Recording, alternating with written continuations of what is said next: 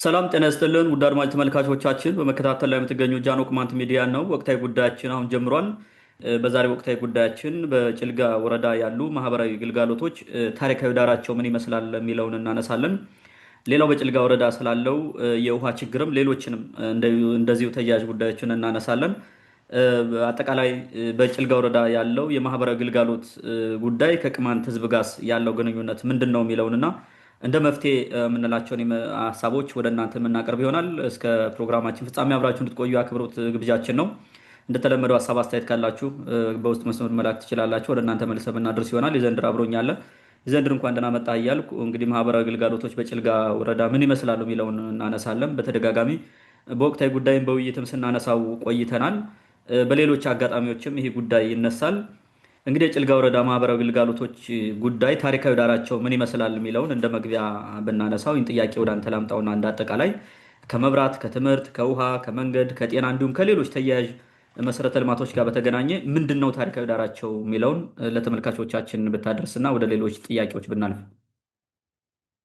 መልካም። እንግዲህ ጭልጋ አካባቢ የማህበራዊ ግልጋሎቶች ታሪካዊ ዳራን በተመለከተ ሳነሳ የሌሎችን የቅማንት አካባቢዎችን የሚመለከት ነው። ከዚህ የተለየ ስላልሆነ ማለት ነው።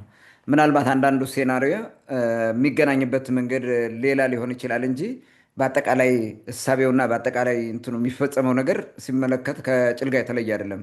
ለአርማጭሆም ይሁን ሌላም አካባቢ ያሉ የቅማንት ህብረተሰብ የሚያጋጥመው በማህበራዊ ግልጋሎቶች የመገለል ግልጋሎቶችን እንዳያገኝ የማድረግ እና ሆን ተብሎ በድብቅ ሴራዎች መስራት ምናምን ተመሳሳይ ነው እና ከዛ ጋር የሚያያዝ ነው። ወደኋላ ማህበራዊ ግልጋሎቶች እንዴት ነው በተለይ ጭልጋ አካባቢ እንትን ሲደረጉ የነበሩትን ለማለት የግዴታ ወደኋላ መሄድን ይጠይቃል። ምናልባትም የ1960ዎቹ በኋላ የነበሩትን ነገሮች ማየት መገንዘብ ያስፈልጋል። እንግዲህ መንገድ ምናምን የተሰራበት በዛ አካባቢ ስለነበረ እሱን ወደኋላ ሄዶ ማየትን መረዳትን መገንዘብን የሚጠይቅ ይመስለኛል። እንግዲህ ጭልጋ ዝም ብለን ጭልጋ ስንል አይ ቲንክ ከጎንደር በ50 ምናምን ኪሎ ሜትር ርቀት የሚገኝ ቦታ ነው። በጣም ስትራቴጂክ ቦታ ነው። ድሮም በኪንግደም ኦፍ ደንቢያ በሚባለው ወይም የደንቢያ ግዛት በሚባለው ውስጥ በጣም ፕሮሚነንት የሚባለው ቦታዎች ውስጥ ጭልጋ አንዱ ነው። አሁን አይከል የሚባለው ከተማ ራሱ ጭልጋ ነው የሚባለው። ከተማው ራሱ እንደ ከተማ ጭልጋ ነው የሚባለው። እንትኑ ራሱ ጭልጋ ነው። ጭልጋ አሁን ያለው ወረዳ ብቻ አይደለም። ጭልጋ በአንድ ወቅት በተለይ በአፄ ምኒልክ ወቅት ከርብ ምላሽ የሚባለው ሀገር በሙሉ ጭልጋ ጠቅላይ ግዛት ነው የሚባለው። ከርብ ምላሽ ፎገራንም ጨምረ ከሱ ወደዚህ ያለውን በሙሉ ጭልጋ ጠቅላይ ግዛት እነ ደጃች ቢተዋ የሚያስተዳድሩት ነው የነበረው እና ትልቅ ቦታ ነው። የዛ ሁሉ ማዕከልም ነበረ ጭልጋ። ከዛ በተጨማሪ ደግሞ ከአፄ ቴዎድሮስን በለው በጎንደሪያን ዘመንም በለው ጭልጋ ትልቅ አስተዋጽኦ የነበረው ስትራቴጂክ ቦታ ነው። ወደ ውጭ መውጫ ቦታ ነው። የውጭ ተጓዦች በተለያየ ቦታ መጥተው እዛ ነው የሚያርፉት። ከዛ አርፈው ነው እንደገና ወደ ሱዳንም ሆነ ወደ ኢትዮጵያም የሚመጡት ማለት ነው። ስለዚህ ጭልጋ በጣም ስትራቴጂክ ቦታ ነው። በተደጋጋሚ ተጽፏል። ይሄንን ነስተር ጽፈውታል። ሌሎቹ በርካታ ሰዎች ስለ ጭልጋ ያልጻፉ የለም። የውጭ በዛ በኩል የገባ ሰው በሙሉ ጽፏል። በዚህ በሱዳን ከግብፅ ወደ ሱዳን በገላባት በኩል አድርገው በመተማ የሚመጡት በሙሉ ስለ ጭልጋ ሳይጽፉ የሄዱበት መንገድ የለም። ሌላው ጭልጋ በጎንደሪያን ዘመን የነገስታት እንትን ይሄ ምንድን ነው ነገስታት ሲሾሙ ልጆቻቸው ወይንም አሁን የደረሱ ሰዎች ዘመዶቻቸው ሊሆኑ ይችላሉ መፈንቅለ ንጉሥ ያደርጋሉ ተብለው የሚታሰቡ በሙሉ የሚታሰሩበት ወህኒ የሚባለው እዛ አካባቢ ነበረ እየሄዱ የሚቀመጡት ማለት ነው። እና በብዙ ነገር ይታወቃል። ጭልጋ በጣም ወሳኝ የሆነ ቦታ ነው። ጭልጋ ወደ ብዙ አቅጣጫ ይወስዳል። ጭልጋ ወደ ጎጃም ይወስዳል። በጨውድባ በኩል አድርገህ በጫንድባ ምናምን የሚባለው አድርገህ በቆንዝላ ምናምን አልፈህ ትሄዳለህ። ብትፈልግ በሱ አድርገህ ወደ ቋራም ትሄዳለህ። ባለፋ በሌላው እንትን አድርገህ ወደ ጃዊም ትሄዳለህ። ማትሄድበት አቅጣጫ የለም። በጣም ስትራቴጂክ ቦታ ነው። ከዚህ ተነስተ ደግሞ ወደ ደልጊ ምናምን ያስኬዳል። በደልጊ በኩል ወደ ሻውራ ምናምን የሚባለው ይሄ ጎርጎራ ምናምን የሚባለው ሀገርም ይወስዳል። ጎንደር በዛም ጎንደር ይወስዳል። ቀጥታ በአይምባ በኩል ወደ ጎንደር ትሄድበታለህ። ወደ ሮቢት ወደ ለአርማጭሆ ጋር የሚያስተሳስራል። ወደ ታች አርማጭሆ ደግሞ የሚወስድ ትልቅ መንገድ አለው። ከጭልጋ ወደ ማሰሮ ደንብ የተሰራ መንገድ ነበረ ተጀምሮ የቀረ ይመስለኛል። በሱም በኩል እስከዛ የሚወስድ የነበረ ነው። ጭልጋ በጣሊያን ዘመንም ውጊያ ከጣሊያን ጋር በመዋጋት በጣም ወሳኝ ሚና የተጫወተ ቦታ ነው፣ ይታወቃል፣ በታሪክ የተጻፈ ነው። እና ጭልጋ በጣም ስትራቴጂክ የሆነ ቦታ፣ ታሪካዊ የሆነ ቦታ ነው። ከዚህ በላይ ደግሞ ጭልጋ የእሜቴ አይከልን መቃብር ይዞ እንዲያውም ከተማ በኋላ ጭልጋ ወደ ከተማው ማለት ነው ጭልጋ የሚባለው ከተማ አይከል ተብሎ ተጠርቷል ማለት ነው። ምክንያቱም የእሜቴ አይከል ድግና መቃብሯ ከዛ ስለሚገኝ በዛ እንዲጠራ ተብሎ ተወስኖ ከዛ በኋላ ተጠርቷል። በዛ ነው የሚጠራው ማለት ነው። ጭልጋ ይህን ያክል እንትን ታሪካዊና ምጣኔ ሀብታዊ ወይም ከንግድም በለው ኢቨን በዲፕሎማሲውም አቅጣጫ ስትመለከተው በታሪክ በጣም ጠቃሚና ወሳኝ ታዋቂ ቦታ ነው ማለት ነው። በጣም ከጥንት ጀምሮ የሚታወቁ ቦታዎች አንዱ ነው። ስለዚህ ጭልጋ ትልቅ ነገር ነው የሚጠበቅባት በአሁኑ ሰዓት ማለት ነው። በዛ ዘመን ይህን ያክል ኮንትሪቢሽን ስትሰጥ የነበረች ከተማ አሁን ትልቅ ደረጃ ደርሳ መታየት አለባት። ምናልባትም ከጎንደር ተነጻጻሪ የሆነ እድገት ሊኖራት ይገባ ነበረ ጭልጋ አላት በነበራት ኮንትሪቢሽን ማለት ነው። ይሄን እንደ እንትን ልናንሳው እንግዲህ ጭልጋ ለኢትዮጵያ ይሄን ያክል ስትራቴጂ በተለይ በንግድና ዓለም አቀፍ ግንኙነቶችን እንትን ባለ ወሳኝ ከነበረ የነበረው የልማት ሁኔታዋን አጠቃላይ ምን ይመስላል፣ ማህበራዊ ግልጋሎቶች የሚለውን እንመልከት። የመጀመሪያው መብራት ነው።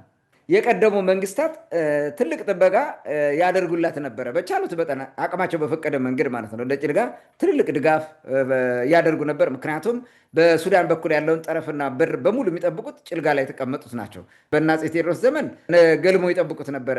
እዛም ብዙ ጊዜ ስተርን ጽፏል። ገልሞ ነበር የሚያዘው ያን አካባቢ የነበረው ማለት ነው። ሌሎችም በየጊዜው የተነሱ ስርዓት ዘርግተው ሲጠብቁ የነበረ ነው። መንግስታትም በደንብ ነው የሚያምኗቸው እዛ ከነበሩ።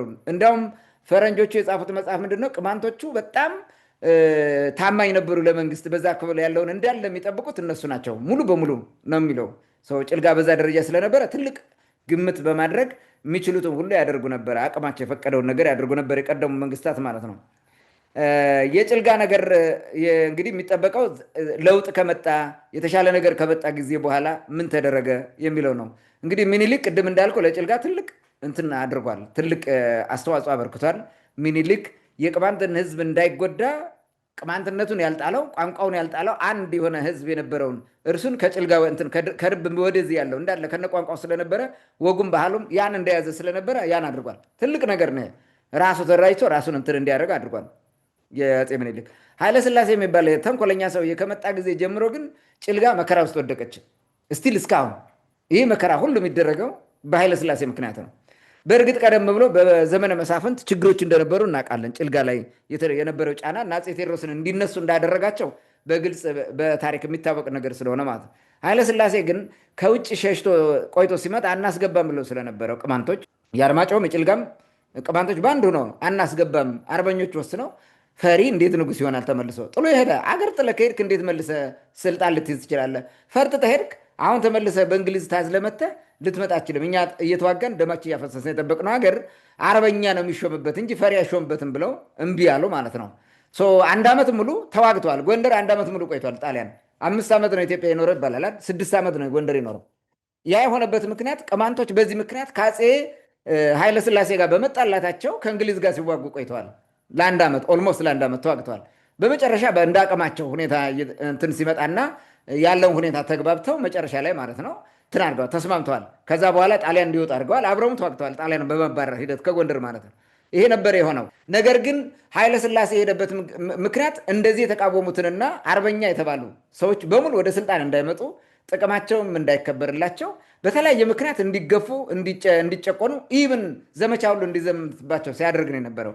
ይሄ የኃይለስላሴ ሴራ ነው። ከዛ በላይ ደግሞ ቅማንቱን ለጥሎ እንዲያደረገኝ የጎንደር ቅማንት ስለሆነ በሚል ነጥሎ ብዙ ግፍ ሰርቶባቸዋል። ዘመቻ ሁሉ አዝምቷል። እና ሞራው ነው የሚባለው እየታጠቁ በመንግስት ብዙ ጊዜ ውጊያ ከፍተዋል፣ ማሸነፍ ባይችሉም ማለት ነው። ከዛ በላይ ደግሞ ስም ማጥፋት፣ ማዋረድ፣ ከአማራ ወንድሞቹ ጋር የተለየ ህዝብ እንደሆነ እንዲነጠል የማድረግ ስራ የሰራው ኃይለስላሴ ነው። ይህን ደግሞ ተቀብሎ የሰራው ጎንደር ላይ ያደፈጠው የፋርጣው ማህበር ነው፣ የፋርጣው ኢሉሚናቲ ማህበር ነው። ይህን ሲሰራ ነው ይህ ዘልቀው ማለት ነው። በዚህ መንገድ አሁን ለቅማንት በተለይ ለጭልጋ ምን ይጠበቃል? አሁን ምንድን ነው የሚደረገው? ጭልጋ እያሉ ነው ብዙ ጊዜ የጻፉት ፈረንጆችም የጻፉት ማለት ነው። የጭልጋ ቅማንት እንዲያደረገ እያሉ ማለት እንዲያውም ከአርማጭሆ ቅማንት ለመነጠር ሞክረው ነበረ። ግን በኋላ ደግሞ ማሄንና በተለያየ ቦታ የተዋጉትን ውጊያ ደግሞ ጽፏል። የአርማጭሆ ቅማንትም ጭራውን ቆልፎ ሲዋጋ እንደነበረ ጽፏል። በዋናነት ግን የጭልጋዎቹን ነው እንትን ብሌም ለማድረግ የሞከሩት እና ሁለት ቅማንት ለመፍጠር ሁሉ ስራ ተሰርቶ ነበረ። ውጊያው እንዲያውም ተደጋጋሚ ዘመቻ ኃይለሥላሴ ያዘመተው የላርማጭሆ ቅማንቶቹ ነው። በጃንፍ አንቀራ በኩል ያሉትንና በትክል ድንጋይ ይሄ አዲስጌ ምናምን የሚባሉ አካባቢ ያሉ ቅማንቶችን ነው በከፍተኛ ሁኔታ እየመጡ ሲጨፈጭፉ የነበሩት ማለት ነው። ይሄ ቀደም ብሎ የነበረ ነው። አሁን ከዚህ አንጻር እንግዲህ ለቅማንት ምን ይመጣል በኃይለሥላሴ የሚል ነገር ማየት ነው። ይህን ማየት ነው። ስለዚህ ኃይለሥላሴ ከመጣ በኋላ ብዙ አስቸጋሪ የሆኑ ነገሮችን ፈጥሯል። በደርግ ዘመን ምንም ያመጣው ነገር የለም። ኃይለሥላሴ የተሰጠም ያበረከተው ነገር ስለሌለ ማለት ነው። እንትን ከማድረግ ሜይ ቢ መንገድ ላይ ሳነሳ ጓንግ የተመረቀበት ዘመን ስላለ ከእሱ ጋር ማየት የምንችልበት ነገር ይኖራል። በደርግ ዘመን እንግዲህ ጭልጋ 3 ዘመናዊ ጄኔሬተሮች ነበሯቸው። በዛ ዘመን ዘመናዊ የሚባሉ ማለት 3 ጄኔሬተሮች። እነዚህ 3 ጄኔሬተሮች በቀን ሁሉም 6 ሰዓት ይበራሉ። 6 ሰዓት በመካከል በጋፕ ባለው ሰዓት የሆነ የሚቋረጣል። እንግዲህ 18 ሰዓት ጭልጋ እንትን ያገኛል፣ መብራት ያገኛል። ከ18 ሰዓት የሚቋረጥበት የ4 ሰዓት ይመስለኛል የሚቋረጥበት። እንግዲህ ከዚህ ውጭ ግን ጭልጋ 18 ሰዓት ሙሉ በቀን መብራት ነበራቸው በደርግ ጊዜ ማለት ነው። እነዚህ ትልልቅ ጄኔሬተሮች ተተክሎላቸው ይሄን አገልግሎት ሲያገለግሉ ነበረ። በኋላ እንግዲህ ኢህአደግ ሲመጣ አናዘር ጥላቻ አንግቦ ነው የመጣው። ኢህአደግ ልክ እንደ ኃይለሥላሴ ማለት ቂም በቀል ቋጥሮ ነው የመጣው። ኢህአደግ የሚባለው ወደ ጎንደር ሲመጣ ሲይዝ ማለት ነው። እንግዲህ ምንድነው እንትኑ በ1979 ዓመተ ምህረት ኢህአደግ የሚባለው ከኢህዴንም ምናምን ብለው በማሰሮ በር ደንብ በኩል አድርጎ በዳንጉራ በኩል ጭልጋን ለመያዝ መጥቶ ነበረ። በዚህ ጊዜ ደርግ ህብረተሰቡን አስተባብሮ ነው ምናምን ነው የሚሉት። እንግዲህ ያው ያን ጊዜ ህዝባዊ ሰራዊት የሚባል ነበር ይመስለኛል፣ ሽምቅ የሚባል ነበረ፣ የመንግስት ታጣቂ ያለ እንትን አለ፣ ወታደሩ አለ። ያ ሁሉ አሰባስበው ተዋግቷል። ግን ምንድን ነው የሚሉት በዳንጉራ በኩልና በጭልጋ ለአርማጭሆ ደግሞ ጠባሪ የሚባለው ቦታ አለ የተዋጉበት ማለት ከባድ ውጊያ የነበረው የጠባሪው አይ ቲንክ 1980 ምናምን ይመስለኛል 81 ወይ 80ዎቹ ይመስለኛል እንደዛ ነው። ይሄኛው ደግሞ 79 የነበረው ይመስለኛል። ስለዚህ ዳንጉራ ላይ ብዙ ወታደር ጨርሶ ኢህአደግ ማሸነፍ አልቻለም። ምንድን ነው የሚሉት ዳንጉራ ላይ ቅማንቱ የጨረሰብን ወታደር 2 ደርግ ያስጥልን ነበር እያሉ ያወራሉ ወታደሮች እርስ በርሳቸው ማለት ነው። የኢህአደግ የሚባለው በተለይ የቲፒኤልኤፍ ወታደሮች ይህን ያወራሉ፣ ጄኔራሎቹ ምናምን። ይሄ ሲያወሩ በጆሮ የሰማ የእኔ ጓደኛ ነው የነገረኝ። እዚሁ የቅማንት ልጅ የሆነ አብሮ የሚሰራ ማለት ነው። ምስራቅ አካባቢ የነበረ ሰው ነው። ምስራቅ እዝ ምናምን ውስጥ የሚሰራ የነበረ ነው። ይሄን ሲናገሩት የሰማው ይሄን ቂም እንደያዙ ነው የመጡት። ቅማንት የተሰረዘበት አንደኛው ምክንያት ይሄ ነው፣ ከሌሎች እንትኖች እንዳሉ ሆኖ። ሁለተኛው ነገር መሰረተ ልማት እንዳያገኙ ያደረጉበት ይሄ ነው። ሶስተኛው ጎንደር ላይ የነበረውን ጄኔሬተር ሁሉ ነቅለው እንዲወስዱ አንዱ ትልቅ ስራ የተሰራበት ምክንያት ይሄ ነው። በቃ ይሄ ጎንደር አላስገባን ብሏል፣ በተለይ ቅማንቱ የሚባለው። ስለዚህ እንንቀለው ከማህበራዊ ግልጋሎት ተብሎ ብዙ ስራ እንዲሰራው። በዚህ ምክንያት ኢህአደግ ሲመጣ ይህን ቂምና በቀል ይዞ ስለመጣ ሌሎች በዞን ደረጃ ያሉ ልብ በል አሁን ህሳቤው በዞን ደረጃ ያሉ ከተሞች መብራት ስለሌላቸው እንወስዳለን ብለው መጡ። እነዚህ 3ቱን ጄኔሬተር በአንድ ላይ ነቅለን እንወስዳለን። ተመልከት፣ የጎንደር ከተማ የነበረውን ጄኔሬተር አውቃለሁ። መብራት ኃይል ከእንትና ጆቫኒ ስካትራሊ ጋራጅ ከፍ ብሎ አውቶባርኮ ላይ የነበረው ማለት ነው። መብራት ኃይል ነው የሚባለው ቦታው ራሱ ማለት ነው። እርሱን ራሱ ነቅለው የወሰዱበት አሁን ህንፃውን ምን አድርገውት እንደሆነ አሁን አላውቀውም። እስከ ቅርብ ጊዜ ነበረ አፍርሰው ህንፃውን እንዴት አድርገው ነቅለው እንደወሰዱ ጣሊያን የሰራው ነው እሱን በሚገርም ሁኔታ ማለት ነው። እርሱንም በቃ ሌላ የተበደሉ እንትኖች አሉ፣ ሌላ መብራት የሌለ። ልብ በል እንግዲህ መብራት ሲጠፋ ጎንደር በሱ ነበር የሚጠቀመው። በደርግ ዘመን መብራት ሲጠፋ ጄኔሬተር ይነሳል ሁልጊዜ እና ጎንደር መብራት አታጣቅም ነበረ በፊት። አሁን ይሄንን ነቀሉና መብራት ስላላችሁ ተብሎ ሀውዜን ወስደው ተከሉት። ግፍ ነው ይሄ። በነገራችን ላይ የነበረን መብራት እዛው ትተህ ለሀውዜን ሌላ ነገር ፈልገህ ነው ማምጣት ያለብን እንጂ እዚህ ነቅለህ ትወስዳለን። በጣም የሚያሳዝን ንቀትም ነው በነገራችን ላይ ብቀላም ነው። ይህን ነገር አድርገዋል። በተመሳሳይ የጭልጋውን ለመንቀል ሲሞክሩ ምንድን ያደረጉት የሃይስኩል መምህራን በተለይ 1-3 የሚሆኑ መምህራን ነው የሚታወቁት። ከዚህ በተጨማሪ ደግሞ እንትኖችም አሉ የመንግስት ሰራተኛ የሆኑ ከነዚህ ጋር የሚታገሉ ሌላ ከትምህርት ቤት ውጭ ያሉት ማለት ነው። ከትምህርት ውጭ ያሉ የመንግስት ሰራተኞችም አብረው ይታገሉ ነበር ይሄን ለማስቆም ማለት ነው። ኖ በሚል ተከራክረው አስቀሩ። ሌላ ቀን ትንሽ ጊዜ ቆይተው ደግሞ በኃይል ለመውሰድ ሞከሩ። ታጣቂ ምናምን ይዘው በኃይል እንወስዳለን አሉ። ተማሪዎቹም ሁሉም ተነስተው ታገሉና ኖ ብለው እንዲያውም ጉዳት ተደርሷል ከተማሪዎች ላይ ምናምን እንደዚህ አይነት አስቆሙት። አሁንም ሁለተኛ ጊዜ በሌላ ቀን ቆይተው አረሳስተው ሌሊት መጥተው ፈነቃቅለው ይዘውት ሄዱ። ነቅለው ወሰዱት። 83 ዓመተ ምህረት ይመስለኛል። ከወሰዱት በኋላ መብራት የለም ጭልጋ፣ ኦልሞስት መብራት የላትም ጭልጋ። ዝም ብላ ቀረች ማለት ቀጠለች። ምንም ነገር የለም። በኩራዝ ሆነ ማለት ነው። ጭልጋ በዚህ ደረጃ በዘመነ ኢህአዴግ ያለ መብራት ምንም አይነት ነገር እንዳይኖራት ተደርጎ ቀረች። በሌላ ጊዜ እንግዲህ ይህንን ወሰዱ። በዚህ ጊዜ የአውቶፓርኮውንም ጄኔሬተር አብሮ ተነቅሎ ተወስዷል። ሜይ ቢ 84 ይሁን 85 በዚህ አካባቢ ነው የተወሰደው። ዞሮ ተነቅሎ ወስዷል። ኦልሬዲ አብረው ነው የተወሰዱት። ያን ከዚህ በኋላ አይከል መብራት የለሽ ከተማ ሆናለች። ቅድም እንዳልኩት በ1997 ዓ ም ምርጫ ሲመጣ ለመመረጥ ኢህአዴግ የሚባለው የተወጠረበት ዘመን ነው። ቅንጅት የሚባል መጥቶ ፍዳውን ያሳየው ስለነበረ ለመመረጥ በሚል የውሸት ፖል ይተከል ነበረ በብዙ ቦታ። እኔ ማስታውሰው እንኳን ከአዘዞ ሮቢት ፖል ተክለው ዝም ብለው ተውት። በሌላ ጊዜ ወደቀ። ምርጫው እስኪያልፍ ነው እንደዛ ያደረጉት፣ ሰውን ለማደናገር ማለት ነው። ምን ያክል ሸቃጭ እንደሆነ እኮ የምታየው በዚህ ነው። እንደዛ አድርገው ያ ነገር አሁን ምንም የለም፣ ፌል አድርጎ ቀረ። መብራት እንትን የለም በሚያሳዝን ሁኔታ ማለት ነው። ይህን ሰርተው ሲቀልዱ ኖሩበት ማለት ነው። ህብረተሰቡ ሊገባልን ነው ምናምን። ጭልጋን ደግሞ እንደዛ በተመሳሳይ ምን አደረጉ? ከአንትራ ጀምረው እስከ መስታየት ተራራ የሚባለው መብራት እንትን ፖል ተከሉለት። በ1997 ተከሉለትና መብራት የለም። ምርጫ ተመረጠ፣ አለፈ፣ አሸነፍ ነው የሚለው ያ ነገር እንደነበረ ሆኖ በዛ መንገድ ቀጠሉ ማለት ነው። እንዲህ አድርገው አለፉ ማለት ነው። አይከል ምንም አይነት የመብራት አገልግሎት ሳይኖራት እስከ 2000 ዓመተ ምህረት ገደማ ቆይታለች። በኋላ በ2000 ዓመተ ምህረት ገደማ ይመስለኛል ከአዘዞ ሳብስቴሽን የተሳበ መብራት ለጭልጋ እንዲገባ ተደረገ ማለት ነው። ይህን እናውቃለን። ይሄም በየጊዜው የሚቆራረጥ እንጂ አርኪ አይደለም። ምንም የሆነ ይሄ የሚያረካ ነገር የለውም። አዘዞ ላይ የተቀመጡ ጽንፈኞች በየጊዜው እዛ ቁጭ ብለው ሳብስቴሽኑ ያጠፋላል። ኦኖፍ እያደረገ የጭልጋን ህዝብ ያሰቃያል። ቂም በቀል፣ በተለይ ቅማንት ጥያቄ ተጠናክረው በቀጠለበት ሁኔታ እያደናብራል። ሁልጊዜ መብራት ያጠፋሉ፣ ምናምን ያደርጋሉ። በዛ ቁጭ ብለው ማለት የሚቆጣጠሩት እነሱ ስለሆነ ማለት ነው። ከዚህ በላይ ደግሞ አልፎ በሱዳን አልፎ ከሚሄደው እንትን መብራት እንትን ወደ ሳብስቴሽን አሁን አዲስ ሳብስቴሽን ሰርተው ወደዛ ማስገባት እየቻሉ እንደዛ አላደረጉም። ሳብስቴሽን ተሰርቶ ተብሎ ባለፈው እንዲያውም ዝግጅት አቅርበን ነበር። ስራ አልጀመረም። አሁንም ስራ አልጀመረም። በሚገርም ሁኔታ ምንም ስራ አልጀመረም። ሜይ ቢ አሁን ለምርጫ የሚያስጀምሩት ከሆነ እናያለን። የጀመረ ነገር የለም። የጭልጋ መብራት አሁን እንዳለ አይቆጠርም። ይሄዳል ይመጣል፣ ይሄዳል ይመጣል። በተመሳሳይ የኢንተርኔትና የስልክ ኔትወርክም እንደዚህ ነው፣ ችግር ላይ የወደቀ ነው ማለት ነው። አብሮ እዚህ ጋር ስለሚያዝ ነው። ይህ እንግዲህ ከመብራት ኃይል ጋር በተያያዘ ነው። ሁለተኛው መንገድ ነው። መንገድ እንግዲህ ቀድሞ ከጎንደር ገለድባ አድርጎ በአይከል የሚያልፍ መንገድ ተሰርቶ ነበረ ቀደም ብሎ ማለት ነው። ይሄ አይ ቲንክ በዘመነ ኃይለ ሥላሴ ጊዜ የተሰራ ይመስለኛል። ያ መንገድ በቀጥታ ወደ ገለድባ ይመጣና ከገለድባ አይከል ገብቶ ነው ወደ መተማ ምናምን የሚሄደው ማለት ነው። እንደዛ ነው የነበረው ይሄ መንገድ ማለት ነው።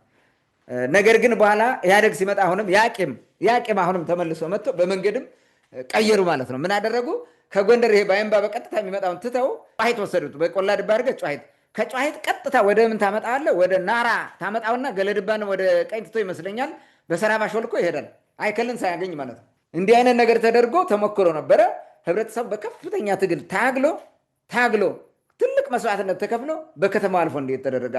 አሁን ያለው ማለት ነው ወደዚህ እንዲገባ ተደረገ እንጂ በዛ እናስገባም ተብሎ በጣም አደገኛ ሁኔታ ተፈጥሮ እንደነበረ ኢህአዴግ ይህንን ሞክሮት እንደነበረ እናውቃለን ማለት ነው። በኋላ እንግዲህ ይህን አድርገዋል። የከተማው መምህራንና ሌሎች የመንግስት ሰራተኞች ተባብረው ታግለው ነው ይህንን በዚህ በኩል እንዲመጣ አድርጎት ማለት ነው። በዚህም መንገዱ በአይከል ከተማ እንዲሄድ ተደርጓል። ይሄ ነው የተደረገው። መንገዱ አይ ቲንክ ጓንግ ድልድይ የተሰራው በኃይለሥላሴ ነው። ኃይለሥላሴ እንዲያውም እዛ ሊያስመርቅ መጥቶ አንድ የገጠመው ነገር ነበረ። የቅማንት ምድር ከረገጥክ ትሞታለህ የሚል ትንቢት ነገር ምናምን ተነግሮ ስለነበረ አይ ቲንክ 1960ዎቹ ውስጥ ነው ተነግሮ ስለነበረ 64 ይመስለኛል ወይ 64 ነው ወይ 65 ነው ተነግሮ ስለነበረ እዛ መጥቶ አጋጣሚ ሲያስመርቅ ሰውየው የጻፈውን ያነባል። የጓንግ ድልድይ በጭልጋ አውራጃ በጎንደር ክፍለ ሀገር በጭልጋ አውራጃ ብሎ ሲጀምር ጭልጋ ነው እንዴ ብሎ አለ ኃይለሥላሴ ደነገጠ ማለት ነው። ከዛ በኋላ ያው ደንግጦ ወደ አዲስ አበባ ሄደ። ብዙም አልቆየም፣ 2 ዓመት እንኳን አልቆየም፣ 1 ዓመት ምናምን። ኤኒዌይስ እንደዛ ነበረ እንትኗ ገጠመኙ። ዞሮ በዛ ጊዜ ነው የተሰራው፣ በኃይለሥላሴ ጊዜ የተሰራ ይመስለኛል። እሱ እንደነገሩኝ እንደዛ ነው። ሌላው ውሃ ነው። የአገልግሎት እንግዲህ ውሃ ነው። ውሃ በተመለከተ ጭልጋ ውሃ ለረጅም ዘመን አልነበራትም። ለረጅም ዘመን ከድሮ ጀምሮ ምንድን ነው የሚሆነው? በየከተማው ያሉ ሰዎች በየቤታቸው እንትን የጉድጓድ ውሃ ይቆፍራሉ። ጉድጓድ ወደ ታች አጥልቀው ቆፍረው በገመድ እየጎተቱ ይጠቀማሉ። እንደዛ ነው የነበረው ለረጅም ዘመን ውሃ የሚባል ማለት ነው። ጭልጋ ስል አይከል ማለት ነው። ህዝቡ በየቤቱ በሚቆፍረው ጉድጓድ ብቻ ይጠቀማል። በኋላ ከአንትራ የተሳበ መጠነኛ ውሃ ተሰራ። ኤግዛክትሊ ጊዜው መች እንደሆነ በእንትን ባለማ ነው። ከአንትራ ውሃ ተሰራና ተሳበ ማለት ነው። ከአንትራ የመጣ ውሃ ይሄ ዋና ዋና ትልልቅ ባለስልጣን ምናምን በሚባሉት ቤት በየቤቱ ይገባ ነበረ። በየቤቱ ስልጣን ከፍተኛ ነገር ታዋቂ ምናምን የሚባሉ ሰዎች ላይ፣ ለሁሉም አይደለም። እንደዛ ተደርጎ ይሰጥ ነበረ። በየመኖሪያ ቤቱ ይገባ ማለት ነው። ግን ተለይቶ ማለት ነው። በኢኮኖሚ ስታተስ ተለይቶ በምንትን ማድረግ ነው። ህብረተሰቡ ከዛም እየሄደ እየከፈለ ከየእንትኑ ይገዛል ማለት ነው። ውሃ በዛ ነበረ። በኢህአደግ ዘመን ጃፓን የሚባል አውዳርዳ ላይ ውሃ እንዲቆፍር ተደረገ። አውዳርዳ የጃፓን ድርጅት ወይ ምናምን ጃፓን የሚሉት ሲጠሩት፣ በእርሱ ውሃ ብዙ ነው ጠንካራ ነው ተብሎ ወደ አይከል ገባ። ከዛ በኋላ ይሄኛው የጃፓኑ በየቀጠናው ነው እንደ ቦኖ ውሃ ተሰርቶ በየቀጠናው ነው የተቀመጠው። ህብረተሰቡ እየሄደ እዛ ይቀዳል እየከፈለ ማለት ነው። በዚህ ደረጃ ነው እና ደህና ነበር የተወሰነ። ግን አቅሙ ደከመ። ያኛውም የመጀመሪያው የአንትራውም ደከመ፣ ይሄኛውም አልበቃም ማለት። ለምን? አንደኛ ውሃውን በአግባቡ አይቆጣጠሩትም፣ እንትን አይሉም፣ አይከታተሉትም፣ አይንከባከቡትም። ሁለተኛ ነገር ደግሞ ህዝብ ቁጥር እየጨመረ መጣ፣ ከተማው እየሰፋ መጣ። ስለዚህ በቂ አይደለም። አሁን የውሃ እንትን መጣ ማለት ነው። ውሃ ያስፈልገናል በሚል ጥያቄ ህብረተሰቡ መጠየቅ ጀመረ። ውሃ እንዲመጣለት እንዲገባለት የሚል ነገር ነው። እንግዲህ በኋላ ኖርዌይ የሚባል ድርጅት ደግሞ መጥቶ ነበር ከጃፓን በኋላ። ኖርዌይ አይ ቲንክ መድኃኔዓለም አካባቢ መሰለኝ የጉድጓድ ውሃ ሰርቶ ቆፍሮ ዝም ብሎ እዛው አካባቢ ነበረ ለተለያዩ ለሻወርም ምንም የሚሆን እዛ ከፍተኛ አቅም ያለው ውሃ ነበረ ነው የሚሉት። ከዛ በኋላ በምን እንደሆነ አይታወቅም፣ ጠፋ፣ እሱ ተዘጋ፣ ምንም የለም። ህብረተሰቡ አትሊስት በዛኛው የሚደጎም የነበረው ነገር ቆመ። ይህን ሁሉ ለመፍታት በሚል እንግዲህ የተወሰነ ጥረት ተደርጓል። አንድ ከዚህ በተጨማሪ የነገሩ ምንድን ነው፣ አንድ እንትና የሚባል ሰውዬ ነበረ፣ አሰፋ የሚባል ግንበኛ ነው። አሰፋ የሚባል ግንበኛ ሰውዬ ከአካባቢው ውሃ ቆፍሮ ልክ እንደዚህ አሁን በራሱ ውሃ ቆፍሮ ይሸጥ ነበር ለህዝቡ ማለት ነው። እንደዚህ አይነት በራሱ ስራ ሰርቶ ሙያው ምናምን ተጠቅሞ ውሃ በንጹህ ውሃ እያወጣ ለከተማው አገልግሎት በተጨማሪ ይሰጥ እንደነበረ ነግረውናል ማለት ነው። እና ዘላቂ መፍትሄ ስላልሆነ ውሃ ከደንቢያ ለማምጣት ተሞከረ ማለት ነው። ይህም በኢህአደግ ዘመን የተደረገ ነው። ይሄ በሴራ ነው የተደረገው። እንግዲህ በኋላ እናነሳዋለን። ይሄ ነገር ምንድነው የተደረገው? ጭልጋ ላይ ኤግዛውስት አድርገው ሳያጠኑ ውሃ ከዛ መኖሩ አለመኖሩ የከርሰ ምድር ውሃ በደንብ ሳይታወቅ አንዳንዱም እዚህ ውስጥ ያለው በጣም ከወጣ አገር ያጠፋል ሁሉ በሚል ምናምን እዛ እንዳይደረግ ተደርጎ ደንቢያ ሄዶ ውሃ እንዲቆፈር ተደረገ። ከደንቢያ እንግዲህ ወደዚህ እንዲመጣ ተደርጎ እየተጠቀሙ ነበር። ህብረተሰቡ ግን ይሰጋል ደንቢያ መቆፈሩ ማለት ነው። አንደኛ ይሄ ውሃ ሲመጣ የቅማንት ጥያቄ የተነሳበት ወቅት ነበረ። ህብረተሰቡ የሚሰጋው ነገር ነበረ። በዛ በኩል ያሉ ህዝቡን አይደለም የደንቢያ ህዝብ አይደለም ጽንፈኞቹ መርዝ ቢጨምሩበት የሚል ስጋት ነበረው ህብረተሰቡ። በሌላ መንገድ ደግሞ እየዘጉ ያስቸግሩናል፣ ይሰብሩታል። ስለዚህ ከኛ መሬት ካልሆነ ችግር ነው ተባለ። የለም ምንም ችግር የለም ውሃው ጥሩ ነው ይመጣል፣ እዛ ይሰራ ተብሎ ተሰራ። ሲሰራ ገንዘብ ያለው በሙሉ የጭልጋ ህዝብ ገንዘብ አውጥቶ ጉልበት ያለው በጉልበት እየሄደ ቆፍሮ ሰርቶ ነው የመጣው። ከዛ ጀምሮ የሚመጣውን አስበው፣ እንትኑን ይሄ የሚዘረጋውን ፓይፕ ምናምን አስበው። ይህ ሁሉ ወጪ ወጥቶ ተሰርቶ እዚህ ነበረ ማለት ነው። አሁን ሰሞኑ የተፈጠረው ነገር ያው እንዳየነው ነው። በሰሞኑ የዛሬ ወር ገደማ ይሄንን ሂደው ሰበሩት። ውሃው ተሰበረ፣ ሆን ብለው ሰበሩት። ጄኔሬተሩ እንዳይሰራ አደረገ። ከዛ በኋላ አንድ ወር በኋላ ይመስለኛል ሰሞኑን ከትላንት ወዲያ ነው ምናምን ለመጎብኘት ይሄን ነገር ለማየት በሚል ከጭልጋ ወረዳ ባለስልጣንና የምስራቅ ደንቢያ የሚባል ወረዳ ባለስልጣን ሄደው ለማየት ሲሞክሩ በመከላከያ ታጅበው ጥይት ተተኮሰባቸው። የምስራቅ ደንቢያው የኮሚኒኬሽን ኃላፊ የሚባል ሰውዬ ቆሰለ። ምንም እንትን ሳይደረግ ቀረ ማለት ነው። ስለዚህ አሁን ጭልጋ ውሃ የላትም፣ ምንም ውሃ የላትም። መጀመሪያም የወረዳው ራሱ ኮንትሮል የሚያደርገው አይደለም። የወረዳው ህዝብ ራሱ የሚቆጣጠረው ቢበላሽ ቶሎ የሚያሰራው አይደለም። ሌላ ወረዳ ነው ሄዶ የተሰራው። ይሄ ትክክልም አይደለም፣ ሲጀመር እንትና አይደለም፣ አግባብም አይደለም። ለምን ጭልጋ ላይ ያለው የውሃ ሀብት አለ፣ በጣም ብዙ የውሃ ሀብት አለ ጭልጋ ላይ። አልተጠናም፣ እንዳይጠና አድርገው ሆን ብሎ ነው እንደዛ የሚያደርጉት። ይሄ ለምንድን ነው እንደዛ የሚደረገው የሚለውም በኋላ አነሳዋለሁ። በአጠቃላይ በሶስቱ በመንገድ በመብራት እንዲሁም በውሃ ያለው ሁኔታ እንደሚመስለው ቴሌኮሙኒኬሽን የሚባለው ተመሳሳይ ነው። በተለያየ ጊዜ ይዘጋል፣ የተለያየ ጊዜ ችግር ይገጥመዋል። እንደገና ደግሞ እነዚህ መሰረታዊ ነገሮች ናቸው። መንገድ መሰረታዊ ነገር ነው። መንገድ ችግር ካለው ሌላው መሰረታዊ ልማት አታገኝም። መብራት በተለይ ወሳኝ ነው። መብራትና ቴሌኮሙኒኬሽን የተገናኘ ነው። ከሌለ ይዘጋል። ምንም ነገር ማድረግ አይቻልም። አንዳንዴ ቴሌ ራሱ ይሄ ጄኔሬተር እያለው ጄኔሬተሩን አያጠፋ ነው፣ አያነሳም። መብራት ከሄደ ዝም ይላል። በእንደዚህ አይነት ሁኔታ ህብረተሰቡ በጣም ነው የሚሰቃየው። እኔ በ2009 እንትን ልሰራ ሄጄ ነበረ። የቋንቋ እያጠናሁ ቅማንተኛ ቋንቋ እያጠናሁ በርካታ ወራት ነበርኩኝ እዛ አይከል የተለያየ ቦታ ተቀምጬ ማለት ነው። እና በየቀኑ እዛው በሰዓትም በ30 ደቂቃም ይጠፋል መብራት። ይጠፋል፣ ይመጣል፣ ይጠፋል። እንትን ብረታ ብረት የሚሰሩ ጣውላ የሚሰሩ ምናምን ልክ አጠገቤ ስለነበሩ ጭር ያደርጋሉ። ሲመጣ ወዲያውኑ ልም ይላል። አሁንም ቆይቶ ይመጣል፣ ጭር ያደርጋሉ። ትንሽ ቆይቶ ይጠፋል። ሆን ተብሎ ኦን ኦፍ እየተደረገ ይመስለኛል እንደዛ ሲደረግ የነበረው። ጄኔሬተርን የሚያቃጥላሉ፣ ቴሌቪዥንን የሚያቃጥላሉ፣ ኤቭሪቲንግ ነው የሚያቃጥሉት። እንደዚህ አይነት ነገር ውስጥ ገብቶ የጭልጋ ህዝብ ፍዳውን ሲቆጥር ነው የኖረው። ኦኬ ታንክ ዩ። መልካም እንግዲህ ያለውን ግፍ በዚህ ልክ ስናወራ ብዙ ሰው አካባቢውን ማያውቅ ሰው እውነት ነው እንዴ በዚህ ልክ እንደዚህ ማድረግ ይቻላል እንዴ ሰው የለውም እንዲ ያን አካባቢ ሊያስብል የሚችል ማለት የምናነሳውን ሀሳብ ጥያቄ ውስጥ የሚከት ሀሳብ የሚያነሳ ሰው ሊኖር ይችላል። ግን ሐቁን እውነታውን እንደውም ከዚህ የከፋ እንደሆነ እዛ አካባቢ ያለውን ማህበራዊ ችግር ለመግለጽ ቃላት እንደሚሰንፉ እዛ ያለው ማህበረሰብ ያውቃል። ይሄ ይታወቃል፣ ግልጽ ነው። የመብራት የውሃ የመንገድ ግልጽ ነው። ትራንስፖርት ራሱ አሁን ምን እየሆነ እንደሆነ፣ የኢንተርኔት አገልግሎት ምን እንደሆነ፣ ሕክምና ምን እንደሆነ ማንም ሰው በደንብ ጠንቅቆ ያውቃል እዛ አካባቢ ያለ ሰው። ሌላው አካባቢ ምናልባት አዲስ የሆነበት ሰው ካለ ይህን ሲሰማ ሊደነግጥ ይችላል። እየሆነ ያለው ግን ይሄ ነው፣ ሐቁ ይሄ ነው። እንደውም ከዚህ በላይ ነው። ስፔሻሊ ተጎጂውን ማህበረሰብ ሂደን ብንጠይቀው ምን ሊል እንደሚችል እንደውም የአይከል ኮሚኒኬሽን የከተማው ባለፈው ማዕት ጀርካ የተሰለፉ ሰዎችን ውሃ እየቀዱ የጉድጓድ ውሃ እየቀዱ ለጥፎ ነበረ። ምን ያክል ችግር እንዳለ ራሱ ያመነበት የአካባቢው ባለስልጣኑ ራሱ ያመነበት እስከዚህ ድረስ እንደሆነ ችግሩ ማወቅ ይቻላል። ለዛሬው ለይተን ማየት የፈለግነው ውሃን ስለሆነ የውሃን ጉዳይ ብናነሳ ደስ ይለኛል። በዚህ አጋጣሚ ቅድም እንዳልከው ለአርማጭሆም እንደዛ ነው፣ ሌሎችም አካባቢዎች እንደዛ ነው። ኢቭን ጎንደር ከተማ እንደዛ ነው። ጎንደር ከተማው ራሱ እንደዛ ነው። አሁን እኮ ከሰሞኑ ጠቅላይ ሚኒስትሩ በቅርቡ ሊያስጨርሱት ነው የሚባለው የመገጭ ምንድነው ግድብ ፕሮጀክት፣ እሱን ራሱ እናስቆመዋለን፣ መኪናው እናቃጠላለን እየተባለ ማዕት በዛ አካባቢ ስንት እንቅስቃሴ ነው ያለው አሁን ራሱ እና ያለው ሁኔታ ትንሽ ከቁጥጥር ውጭ ስለሆነ ለማንሳትም አስቸጋሪ ስለሆነ ምናልባት መሬት ላይ ያላችሁ ሰዎች እውነታውን ታውቁታላችሁ ለማለት ያክል ነው። የውሃን ጉዳይ ለይተን እናንሳና ጭልጋ ውሃ ስለሌለ ነው ወይ?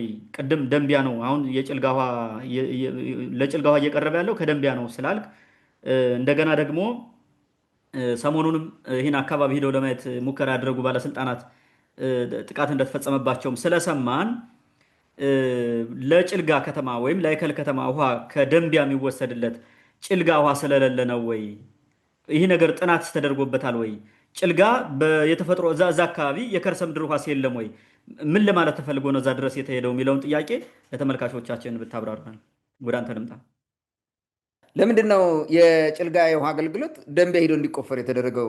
ጭልጋ ውስጥ ውሃ የለም የሌለው ሆኖ ነው ተጠንቷል የሚለው መሰረታዊ ነገር ነው። ይህን አሁን ከምን ጋር ነው የምታገናኘው? ወስደ ቅድም ካነሳሁት ሴራ ጋር ነው መሄድ ያለበት። ወደዛ ወስደ ነው የምታገናኘው። በጭልጋ ወረዳ የከርሰ ምድር ውሃ ነፍ ነው አለ።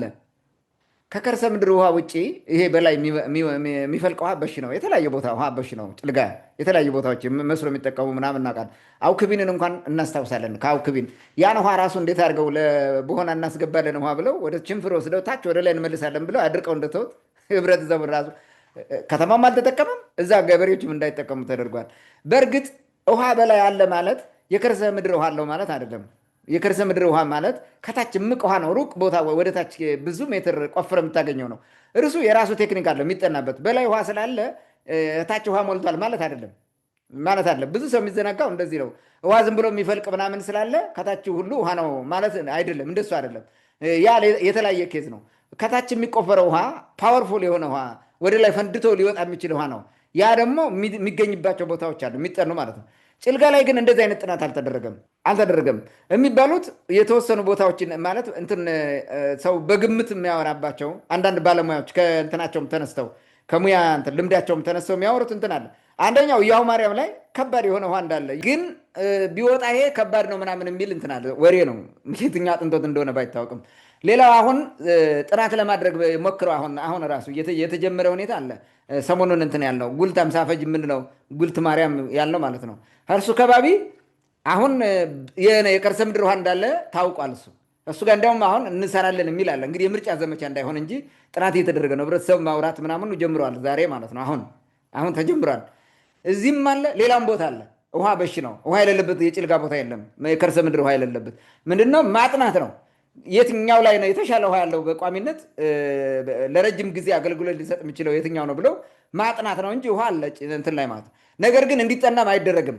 ቢጠናም እንዲወጣ አይፈልጉም። የተለያየ ምክንያት እየፈጠሩ ሌላ ቦታ ነው መውሰድ ያለባቸው ማለት ነው። ለምን የሚለው ቅድም ሳነሳው ከነበረው የቀደመ የቆየ ቂም ቅማንትን የመበቀል የማጥፋት የማድቀቅ የማኮስመን ሴራ የሚሰሩ ሰዎች የሚያደርጉት ናቸው። እነዚህ ባለስልጣናቱና ይሄ የደብተራ ቡድን የሚሰራው ነው። ይሄ ምንም አሁን እኛ ስናወራው ውሸት በጥላቻ ተነስተን ዝም ብለን የምናወራው ይመስላል። በተግባር የሆነው ነው። ሲያደርጉንም የኖሩት ነው። ከኃይለ ሥላሴ ዘመን ጀምረው የሚሰሩት ስራ ነው። ሌላ ነገር በደርግም ዘመን ደርግ ባያደርገውም እነሱ ሲያደርጉት ነበር። እነዚህ ከደርግ ይሰፋ ለብሰው ምንድነው ይሄ ብሉ እና ይሄ አይጥ መልክ ዩኒፎርም እየለበሱ የነበሩ ሰዎች በሙሉ ሲያደርጉት የነበሩት ነው። በማህበር ተደራጅተው ሲሰሩብን የነበረው እንደነበር እናውቃለን ማለት ነው። እስካሁን እዚህ ግባ የሚባል ጥናት እንዳልተካሄደ እነከል አጥንቶ በዚህ ተብሎ ጥናት እንዳልተደረገ ይታወቃል ማለት ነው። ስለዚህ ጥናት ሳያደርጉ ነው ዝም ብለው ወደ ደንቢያ ሄዱት ማለት ነው። ስለዚህ ወደ ደንቢያ የወሰዱት ሆን ተብሎ ነው። የዛን ሰሞን የቅማንት ጥያቄ በከባድ ሁኔታ እየተንቀሳቀሰ ነበረ። ስለዚህ ወደ ደንቢያ ወስደህ ኮንትሮል ታደርገዋለህ ማለት ነው። ከዛ ሆነ ትቆጣጠራለህ፣ ውሃ ትዘጋበታለህ፣ ትከፍትለታለህ ማለት ነው። በቃ አለቀ። ይሄ ነው የተፈለገው። ስለዚህ ኃይለሥላሴ ጎንደር ላይ የተከላቸው መርዘኞች ባለስልጣናት በላቸው ምናምን በላቸው ከተማን የማደክረትና የማጥፋት ፍላጎት እንዳታድግ ማለት ነው። ይህም ብቻ አለም ጎንደር ከተማ ራሱ እንዲህ ድቅቅ የሚያደርጉት እኮ በዚህ ምክንያት የቅማንት ከተማ ነው ተብሎ ስለሚታሰቡ እነሱ አይናገሩም። የአማራ ነው ቡቡቡ ሲሉ ይሰማል። ለምን ታዲያ ይለቁለት? ለምን ጎንደር እንደዛ ያደቁታል? ውሃ የለው፣ መንገድ የለው። ስንት ስቃይ ውስጥ እኮ ነው ያለ የጎንደር ህዝብ እኮ መከራም ሲያይ የኖረ እኮ ነው። አሁን ትንሽ የኮሪደር ምናምን እያለ ብልጭልጩ እየተብለጨለጨ ነው። መሰረታዊ ችግሩ ግን አልተፈታም። የጎንደር ከተማ ራሱ ሆን ተብሎ ነው ይሄ የሚደረገው። ሆን ተብሎ ዴሊብሬትሊ ማለት ነው። ለምን የቅማንት ከተማ ነው፣ ታሪኩ መጥፋት አለበት። በቃ እንትን ማለት አለበት፣ ማደግ የለበትም ነው። እነዚህ አቀንጭራ ታውቃለህ፣ አቀንጭራ አሬማሞ ሁነው ነው የሚሰሩት እዛ አካባቢ ለጎንደር እና አካባቢው ማለት ነው። ስፔሻሊ ቅማንት የሚባል ህዝብ ደግሞ በተለየ ሁኔታ ለብቻው ያለበት ቦታውን ላይ እንደ ጭልጋ ምናምና ትግል ድንጋይ ደግሞ ፍዳው የሚሄድ እያመጣ የሚተግልልህ ምን እንደሆነ ታውቃለህ? ቤተክርስቲያን። የሚገርመው ነገር ማለት ቤተክርስቲያን አንበላው አንጠጣው። ህዝቡ እኮ ቤተክርስቲያን አይበላም አይጠጣም። ቤተክርስቲያን ለህዝቡ የሚያስፈልገው የክርስቶስን ስጋና ደም ለመቀበል ነው። 2 3 ቤተክርስቲያን ይበቃል። ስንቱ ነው ስጋውና ደም የሚቀበለው የትም ቦታ? ይሄ ግን ኮንትሮል ማድረጊያ ነው። ይሄ ነው አሪማሞ ነው ያየው። አሪማሞውን አምጥቶ በቤተክርስቲያን ይተክለዋል። ገዳም ይተክልልሃል አናት ላይ መጥቶ ማለት ነው። ማህበራዊ ልማትና እንደዚህ ውሃ ምናምን መሰረታዊ ልማት ትምህርት ቤት የሚባል ነገር የለም፣ አይሰራልህም። ይቦጠቦታል። አደንቁሮ አደክርቶ እንዳታይ ዓለምን እንዳትረዳው ካለህበት አሁን ያለ የድንቁርና ሳጥን ውስጥ ወጥተህ ሌላ ዓለም እንዳታይ ደልብረትል የሚሰራው ይሄ ነው። ይሄ ኃይል ነው እየጎተተ እዛ ማዶ የወሰደው ማለት ነው። ኮንትሮል እንዳታደርግ አንተ በአካባቢ በወረዳ ተቆጣጥረህ ሁልጊዜ የራስን ጠባቂ መድበህ እየተከታተልክ እንዳትሰራ፣ ችግር ቢፈጠር ወዲያውኑ እንዳትፈታ ለማድረግ ደንቢያ ላይ ወሰዱት እና ኮንትሮል አደረጉ ማለት። ልብ በል መብራቱ የት ነው የሚመጣው? አዘዞ። ከአዘዞ ኦኖፍ ያደርጋል፣ ስዊች ያለው ኦኖፍ ያደርጋል ቁጭ ብሎ። ቅድም እንዳልኩ እኔ እዛ ያየሁት ነው፣ በአካል ሂጄ ያየሁትን እኮ ኦኖፍ እያደረገ ቁጭ ይበላል። ስራዬ ብሎ ደሞዝ የሚበላው የቅማንትን መብራት በመዝጋትና በመክፈት ነው። በተመሳሳይ እዚህ ጋር ወስደህ ኦኖፍ ያደርጋል፣ ውሃ ይዘጋል፣ ይከፍታል፣ ጄኔሬተር ያጠፋል፣ ይዘጋል ማለት ሲፈልግ ይኸው አቃጠለ ወይንም ሰበረ፣ እንደገና ደግሞ እንዳይጠገን ይኸው ጥይት ይተኩሳል እዛ ቁጭ ብሎ ማለት ነው። ይህን ያደረጉት ደሊብሬትሊ የቅማንትን ህዝብ ለማሰቃየት ተብሎ የሚሰራ ስራ ነው። ይህን የአማራ ህዝብ ሳይሆን የሚያደርገው ጎንደር ያደፈጠው የሴራ ማህበር ነው። የመንግስት ስልጣንን የያዘው የሴራ ማህበርተኛ ከሱ በታች ባሉት ሰዎች እና ሴረኞች እየሰራ ማለት ነው። እንዲህ የሚያደርገው ይሄ በግልጽ ሊታወቅ ይገባል ማለት ነው። አሰራሩ ትመልክ ደንቢያ ወስደህ ስትሰራ ያለ ወጪ ወሰድ። ስንት ቱቦ ነው የምትተክለው? ቱቦ ትቀብራለህ። ያ ሁሉ ቱቦ ከዛ ሩቅ ቦታ ታመጣለን። እዛ የጭልጋ ወረዳ ላይ መስራት እየቻል ካጠገቡ ያ ወጪም ይቀንስልሃል። እኔ በጣም የሚያሳዝን ሁኔታ ነው እንጂ ውሃ ጠፍቶ ስላልሆነ እዛ የተወሰደው ሆን ተብሎ ነው። ጭልጋ ላይ ከተሰራ የአካባቢው ህዝብ ነገሩን በራሱ ስለሚመራው ችግሩን ይፈታል። ስለዚህ ፎይ ሊል ነው፣ ቅማንት ያርፋል። እንዳያርፍ እናድርገው፣ እናሰቃየው ነው እያደረጉት ነው። ያን ያደረጉት ማለት ነው። ይህን ደግሞ የኛው ባለስልጣን የኛ ማለት እዛ አካባቢውን እመራለሁ የሚል እዛ የተቀመጠ ተላላኪ ይህን እያወቀ አብሮ ዝም ይላል። ምንም ማድረግ አይችልም። በእርግጥ ሂደህ ዝም ብለህ ከገባህ ምን ታደርጋለህ? ህብረተሰቡን ያሰቃያል እዛ ቁጭ ብሎ ማለት ነው። አብሮ ፍድው ነው ያለ። ከዚህ ነፃ ለመውጣት የሚታገልን ህዝብ ከጠላቶቹ ጋር ሆኖ የሚያፍን ማለት ነው። ዛሬም ይኸው በውሃ ችግር ይነጨዋል በሚያሳዝን ሁኔታ አብሮ ሲገል ቆየ። አሁንም ይኸው በዛ ደረጃ እንዲቀጥል ያደረጉት ማለት ነው። እንግዲህ ስለዚህ ደንቢያ ላይ ከቆፈርከው እና ያ ከተሰራ ምንድን ነው የምታደርገው? ሲያሻቸው ይዘጉታል። ሲያስፈልጋቸው ይሰብሩታል። ደስ ሲላቸው ደግሞ የፈለጉትን ያደርጋሉ። የፈለጉትን አይነት ነገር ስራ ይሰራሉ ማለት ነው። መርዝም ሊጨምሩበት ይችላሉ እኮ አሁን ስላልሆነ እስከዛሬ ስላልሆነ ካልሆነ እንደዚህ አይነት ነገር ከማድረግ የሚመለሱ አይደለም። ነገር ግን ይጠናል ይታወቃል በሚል ያን ነገር ላያደርጉት ይችላሉ እንጂ የሆነ ጊዜ ከመጣ ይሄን ከማድረግ ይመለሳሉ? አይመለሱም። ጥይት አስታጥቆ ህዝብ ሲጨፈጭፍ የነበረ ሰውና መጥፋት አለበት የሚል ጦጣ መግደል ነው ቅማንት ብሎ ሲያስገድል የነበረ ባለስልጣን ይህን ከማድረግ የሚመለስ አይደለም እና ይህንን ማየት ነው። ደለብረትሊ ቅማንትን ለማፈን ለመዝጋት ለማጥፋት ተብሎ የተደረገ ነው። ይህም የዘር ማጥፋት እንትናቸው ጭፍጨፋቸው አንዱ አካል መሆኑን ማወቅ አለብን። ከወር በፊት እንግዲህ በቅርብ የሆነውን ነገር ቅድም እንዳነሳ ነው በአካባቢው ህገወጥ ታጣቂ ናቸው የተባሉት አሰበሩት ነው። ምንድነው የተደረገው? ደለብረትሊ ተሰበረ። መከላከያው ምናምን ሂዶ እዛ አካባቢ ያሉ እንትኖችን ሰዎችን ህዝቡን ሰብስቦ አወያየ። ማን ነው ይሄን ያደረገ ብሎ ማለት ህብረተሰቡ 3 ሰዎችን አይ ቲንክ ወጣቶች ናቸው የከሌ ልጆች ናቸው ያደረጉት ብሎ አጋለጠ። እነከሌ ናቸው ተብሎ መከላከያ ማስጠንቀቂያ ሰጠው። እርምጃም አልወሰደም፣ ዝም ብሎ ሄደ። በሌላ ቀን አካባቢው እንትን ሆነ፣ ትልቅ ድግስ ሆነ፣ ሰርግ ማለት ነው። አሁን ይቀበለው ሰርግ ተደርጎ ሲጨፈር ይታደራል። እዛ አካባቢ እዛው መንደሩ ሰፈሩ ማለት ነው። ሲጨፈር ይታደርና የታጠቁ ስናይፐርም መትሬዝም የያዙ በዛ አካባቢ ይንቀሳቀሳሉ። ፋኖንን ብለው የሚንቀሳቀሱ ማለት ነው። የአካባቢ ሰዎች ናቸው እነዚህ። እዛው ሰርጉ ገብቶ አብረው ሲጨፍሩ ሲተኩሱ አድረዋል። መከላከያው ካይምባ ይሄን ነገር ይሰማና ምንድነው ይሄ የሆነው ብሎ ሌሊት 10 ሰዓት ይሄዳል። 10 ሰዓት ይሄድና ከበባ አድርጎ ሲያጠና እነዚህ ልጆች አገኘ። እርምጃ ይወስድባቸዋል። እርምጃ ሲወሰድ እንግዲህ የተሰበረው ቀድሞ ነው፣ 1 ወር በፊት ነው። እርምጃ እንደወሰደ ከዛ በኋላ ሌሎቹ ታጣቂዎችን ከአካባቢ ያለው አንዳንድ ጽንፈኛ ወጥቶ መከላከያውን ጠቁመህ ያስያዝከን አንተ ነህ የሚል ጄኔሬተር የሚጠብቀውን ሰው እየገደሉት እዛው የጭልጋውን ውሃ ማለት ነው። ጄኔሬተር የሚጠብቀው ነው እንግዲህ ጄኔሬተሩ ተጠግኖ ምናምን ሊሰራ ነው የነበረው። ገደሉት። ከዛ በኋላ መከላከያን ይዘው ምናምን እስኪ እንየው ሁኔታውን ብለው ተመልሰው ሄዱ። አሁን ቅርብ ቀን ማለት ነው። ተመልሰው ሲሄድ ያ የሆነው ነገር ሆነ። ትላንትና ማለት ነው። የምስራቅ ደንቢያው የኮሚኒኬሽን ኃላፊ የሚባል ሰውዬ ተመታ። አንድ ጽንፈኛ ነበረ፣ እሱም የጸረ ቅማንት የነበረ ነው። አክቹዋሊ ሂዶ ተመታ በራሱ ጉዳይ። ያው የግድ መፈታ ስለነበረበት ሂዶ ነው። እንደዛ ሆኖ በጥይት ተመቶ ነው። ያው ከተተኮሰው ጥይት እንግዲህ እሱ ጭን ላይ ያረፈ አልሞተም። ጎንደር ሆስፒታል ገብቷል።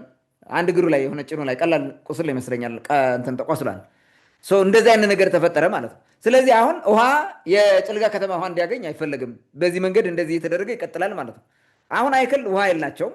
የወረዳው ምንድነው ያደረገው? ቅድም እንዳነሳሁት አንትራ አካባቢ የነበረውን የቆየ አሮጌ የውሃ ማመንጫና አውዳርዳ አካባቢ ቅድም ያነሳሁትን እርሱን እንትን አድርገው ለከተማው እንትን ማድረግ ሞክሯል። ግን የለም። አሁንም ቢሆን የነገሩ ምንድነው? የለም። በሆነ ቀበሌ ትንሽ የውሃ መጥቷል ይባላል። ሌላው ግን አናውቅም ነው የሚሉት። የለም፣ አያውቁም። ምንም ውሃ የሚባል ነገር አሁን የለም ማለት ነው። ያ ችግር ወደ ድሮ ነበር፣ ወደ ጉድጓድ ውሃ ትመለሳለህ ማለት ነው። በዚህ አይነት ሁኔታ የተቀጠለው አሁን ህዝቡ በወረዳው ውስጥ የውሃ ጉድጓድ እንዲቆፈርልን የሚል ጥያቄ ጠይቋል። ትክክለኛ ጥያቄ ነው። ከሌላ ቀጠና ውሃ እንዲመጣልን አንፈልግም። መብራትም ከሌላ ቀጠና እንዳይመጣልን፣ መብራቱም እዚህ ጋር ካለው ይገናኝ፣ ወደ ሱዳን አልፎ ከሚሄደው ወደ ሳብስቴሽኑ አሁን ወደ ተሰራው ሳብስቴሽን ይገናኝልን። ከአዘዞ ሆኖ እየተቆራረጠልን እንዲህን አንፈልግም። ውሃም ቢሆን እንደዚህ ብሎ ከደንቢያ አሁን በሆነው ነገር እንዲሆን አንፈልግም። ውሃውም ሀገራችን እዚሁ ደንቢያ ጭልጋ አካባቢ ካለ እንዲቆፈር ተብሏል።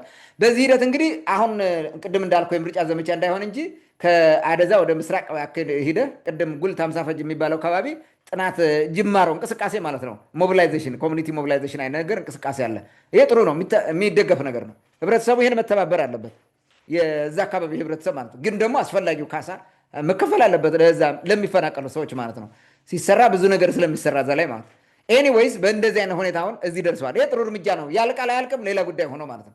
በአጠቃላይ ግን ያ ደንቢያ የተወሰደበት መንገድ ይሄ ሁሉ ውሃ እያለ ነው። ከዚህ በላይ ውሃ አለ። እውነቱን ለመናገር የከርሰ ምድር ውሃ ጭልጋ ላይ በከፍተኛ ደረጃ ነው ያለው። ውሃ የሌለበት ቦታ የለም ጭልጋ። ነገር ግን እዛ አካባቢ ከሆነ ራሳቸውን ይችላሉ። ስለዚህ ራሳቸው እንዳይችሉ እንቆጣጠራቸው ነው። ያን ለማድረግ ነው ደንቢያ የወሰዱት። ታንኪዩ።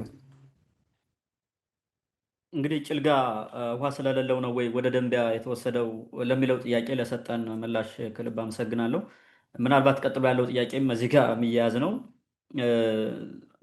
ከጭልጋ ብቻም ሳይሆን እንዳጠቃላይ እንደ ቅማንት እንደዚህ አይነት ማህበራዊ ችግሮች፣ ማህበራዊ ቀውሶች ህዝቡ ላይ እንዲፈጠር የተፈለገው ለምንድን ነው? በቅማንት ህዝብ ላይ ይህ ሁሉ ችግር እንዲፈጠርበት የተደረገው ለምንድን ነው? ማን ነው ይህን ኃላፊነት የሚወስደው? ይህን የሚያደርገውስ ማን ነው? የትኛው አካል ነው የሚለውን አጠቃላይ ይህን ለማድረግ የተፈለገው ዋና መሰረታዊ ዓላማው ምንድን ነው የሚለውም ይታወቃል። በእርግጥ ግን ጥያቄው ተያይዞም ስለሚመጣ መነሳትም ስላለበት ምናልባት ዋና ዓላማቸውስ ምንድን ነው፣ በልዩነት የቅማንት ህዝብ ላይ ሁላ ችግር የሚፈጥሩት የሚለውን ምላሽ ብሰጥን ወደ አንተ ልምጣ። መልካም። ይሄኛውን ጥያቄ ከሞላ ጎደል በሁለቱ ከላይ ባነሷቸው እንትኖች ውስጥ ነጥቦች ላይ አንስቻለሁ። እንዲሁ ዝም ብዬ ሳመራይዝ ላድርገው ባጭሩ።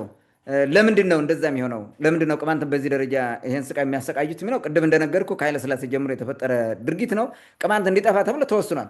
ይህን ደግሞ የፋርጣው የተንከሲስ ማህበር ጎንደር ላይ የተቀመጠው ስራዬ ብሎ ተቀብሎት እየሰራው ነው። ይህን በነገዱ ጋር አማች ፈጥረው ነገዱን አማች አድርገው ሲሰሩት የኖሩት ነው። በቃ በአንድ ላይ እየተነጋገሩ ሲያደርጉት የኖረው ነው። ዛሬም ድረስ የሚያደርጉት ነው። ቅማንትን ማጥፋት ዓላማቸው ነው። ዛሬም ይሁን ነገም ይሁን የሚቆም አይደለም። በደንብ ተደራጅተህ ራስን እንትን ካላደረግክ ማለት ነው። ስለዚህ ቅማንትን አርቆ መቅበር ከኃይለ ሥላሴ ጊዜ ጀምሮ የተጀመረ ሴራ ስለሆነ እርሱን እውን ለማድረግ ነው ይሄ ሁሉ የሚደረገው ማለት ነው። ቅማንትን ማጎሳቆልና ማጥፋት ህልማቸው ነበር። እርሱን ህልም ለመከወን ነው የሚሰሩት። በቃ ሌሊትም ቀንም ቅድም እንደነገርኩ እየመጣ ገዳም እሰራልሃለሁ ይላል። አንተ ጋር መጥቶ እኛ ገዳም አንበላም ቤተክርስቲያን እሰራልሃለሁ ይላል። ቤተክርስቲያን አለን ይበቃናል።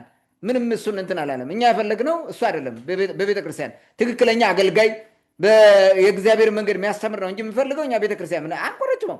የፖለቲካ የካድሪው እንኳን መስራት አቅም ይሄ ልማት ምናምን ማምጣት ቢያቅተው በፌስቡክ ፔጁ ለዚህ ቤተክርስቲያን ተሰራ፣ ለዚህ እከሌ ብር አወጣ ምናምን እያለ ሲለጥፍልህ ይውላል። ሌላ ስራ የለውም። ልማት አይሰራም። የህዝብን የሚቀይር ልማት እንኳን አይሰራም። እኛ የምፈልገው ልማት ነው። ስለዚህ ይህ አካባቢ ለማጥፋት ይኸውልህ ቤተክርስቲያን ምንም እንደማይጠቅም ያውቃሉ። በቅማንት ምድር እየመጣ መስራት ቅማንትን ማጥፊያ እንደሆነ እናውቀዋለን። በዛ ላይ ለቅማንት ህዝብ ጠብ የሚል ነገር የሚያመጣለት ነገር የለም። ስልጣኔ ያሰለጥነው ማደንቆር ነው። ቤተክርስቲያን እኮ ማደንቆር ነው ስራው። እዛ ሄደ ማደንቆር ነው ህብረተሰቡ። ከዚህ ያለፈ አርቀህ እንድታስብ ኢኮኖሚን ያለውን ሪሶርስ ኤክስፕሎይት አድርገህ ብዙ ስራ እንድትሰራ የሚያደርግ አይደለም። ማደንቆር ማደደብ ነው። አደድበህ መግዛት ነው። ሌላ ነገር የለውም። እኛ ለማደደቢያ የተወሰኑ ቤተክርስቲያኖች አሉን በየቦታው እኔም አባል የሆንኩበት ማለት ነው። ይበቁናል። በእነሱ እንደንጉር ሌላ እየጨመሩ እያመጡ የሚያደናቁሩ ማጥፊያ ነው። ቅማንትን ማጥፊያ ማደንበዣ ማለት ነው። ትደነብዣለህ። አእምሮህን መስለቢያ እኮ ነው። ሌላ ነገር የለም። የሚሰብክህ ስብከቱ ክርስቶስን ሳይሆን አካባቢ ፖለቲካ ነው የሚሰብክህ ስለምናውቀው ማለት ነው።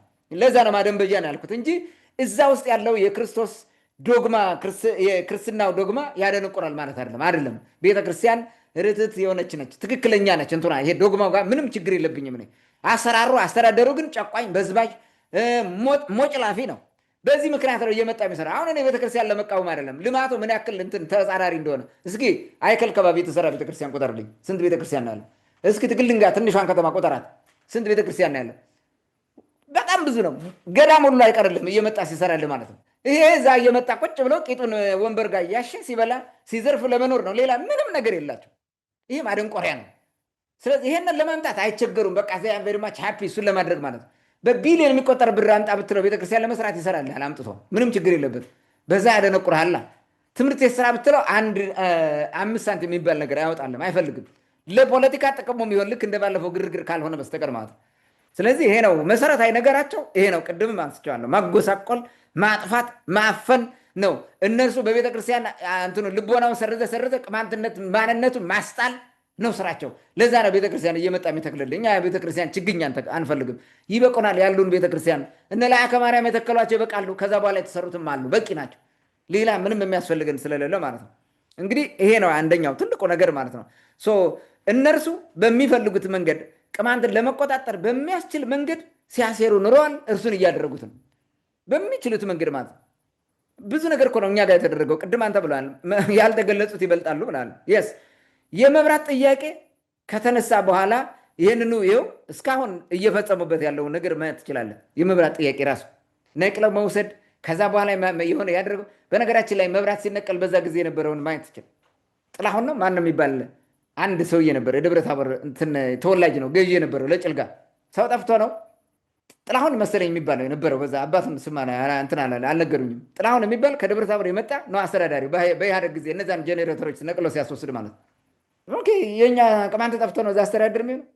በእርግጥ ያኛው የዋናው አሁን የደብረ ታቦሩ እሱ አብሮ እንደሚያሰራ ይህን እንደሚያደርግ ብናቅም የወያኔ ፍላጎት እንደነበረ ቅድም ተናግሬያለሁ። የጎንደሩን ጄኔሬተርም እንደዛ ነቅሎ ስለወሰዱ ማለት ነው። አብረው ግን እንትን ይሰራሉ። የፋርጣው ማህበርና ወያኔ በጋራ ነው የሰሩት። ሲመጡም በጋይንት በኩል ተመካክረው በዛ ነው የመጡት እንጂ በእኛ እኮ አልገቡም። ሲመጣ ጎንደር ሲገባ በዛ ነው አዝለው መጡት። ስልጣን ሰጣቸው፣ ጭልጋ ወስዱ ማለት እናንተ ተቆጣጠሩልን ብሎ። ወያኔ ታዲያ በራሱ ይኸው አሁን ፍዳውን እያየ ነው። ይኸው አሁን ጦርነት ጫፍ ደርሷል። የብልጽግና መንግስት አሁን በየወረዳው በየቀበሌው የህልውና ዘመቻ ድጋፍ በሚል ብር እያስወጣ ነው። የሆነ በርበሬ ምናምን፣ ጨው፣ 2 ኪሎ እህል ዱቄት 200 ብር እያሉ እየሰበሰቡ ነው በነፍስ ወከፍ ማለት ነው። አሁን ኦልሬዲ ተጀመረላቸው በሚያሳዝን ሁኔታ ቱፊ ሲሄዱ ማለት በዛ ጊዜ ያጠፉት ስህተት ነው። ሁሉ እየጎተተ ያመጣላቸው ማለት ነው።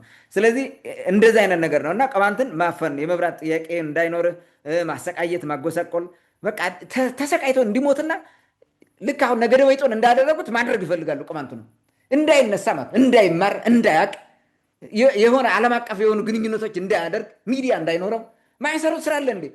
እነዚህ እኮ በእኛ ሚዲያ አይናቸውን የሚጎደጉደው ታውቃለህ። በዚህ ሚዲያ ፈንቅለን በመውጣታችን ማለት የሚደረገው ነገር በጣም ከባድ ነው። ስለዚህ እዚህ ጋር ማየት እንትን እላለን። ሲችሉ በኃይል ተጠቅመው ሲጨፈጭፉ እንለዋል። ይሄን እናውቃለን። ያደረጉትን በኃይለ ሥላሴ ጀምረው እስከ ዛሬ ማለት ነው በሚችሉት መንገድ ሲጨፈጭፉ ሲያስጨፈጭፉ እንለዋል።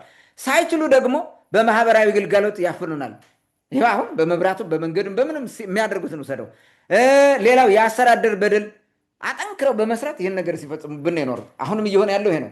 ቅማንት ራሱን በራሱ እንዳያስተዳድር ትልቅ ስራ እየሰሩ ያሉት እነዚህ ናቸው። በሚገርም ሁኔታ ወረዳው የወረዳ ባለስልጣን የሚባለው ለመመረጥ ብሎ እዛ አይከል ከተማ ይውሸለሸላል። የኮሪደር ልማት ብሎ ምናምን በቃ በዚህ ስልጣን አለ። መሰረታዊ ችግር ጥያቄው የኮሪደር ልማት አይደለም። ይሄ መብራት ምናምን ፖል መትከል ከተማ ማሳመር አይደለም። ቤዚክ ኒድ መጀመሪያ ይሟላ፣ ከዛ በኋላ ነው ብልጭልጩ። ቅንጦት እኮ ነው ብልጭልጭ። ምን ይሰራልናል? ከተማውን እሺ አጽዱት። ማጽዳት ከሆነ ንጹህ ማድረጉ በቃ ተገቢ ነው። በቃ እሱን እንደግፋለን። ሌላ ማሸብረቅ መብራት በየጊዜ እየጠፋ መብራት ተጨማሪ ኮንሳፕሽን የሚያመጣ አምፖል እየተከልክ ማደናቆር ግን ይህ ትክክል ጤነኝነትም አይደለም። ምንም የሚጠቅመው ነገር ስለሌለ ማለት ነው። ህብረተሰቡ ነው መጀመሪያ በየቤቱ አገልጋሎት ማግኘት ያለበት። እንደዚህ እያደረጉ እያደናቆሩ ነው የመጣው። ባለፈው የቅማንት እንቅስቃሴ በመጀመሩ ጭልጋ ላይ ሊተከል የነበረ ዩኒቨርሲቲ ነበረ ወደ ደባርቅ ተወስዶ የተሰራ ማለት ነው። የደባርቅ ህዝብም የተገፋ ህዝብ ነው። በነገራችን እንደ ቅማንት ፍዳው የሚቆጥር ህዝብ ነው። ደባርቅ በለው ዳማት በለው ወገራ በለው ሂደ ብታያቸው ኑሯቸው ታዝናለህ። የነሱ ራሱ ተመሳሳይ። ለምን? ማንነቱ አንድ ነው። ይህ ህዝብ አይፈለግም፣ በምንም መንገድ እንዲያድግ አይፈለግም። ይህን ይሰራል። መቦጥቦጥ፣ መብላት፣ መዝረፍ ነው የሚፈጽሙባቸው። እናውቃለን። ደባርቅ ስለተሰራኛ አይከፋንም ምንም። እነሱ እኮ ስለማይችሉ ነው እንጂ ወስደው ጋይንት መትከል ይችሉ ነበረ። ደብረ ታቦር የሚባል ዩኒቨርሲቲ ተተክሎላቸው ነው እንጂ ጋይንት ይወስዱት ነበረ፣ ወይም እስቴ ይወስዱት ነበረ።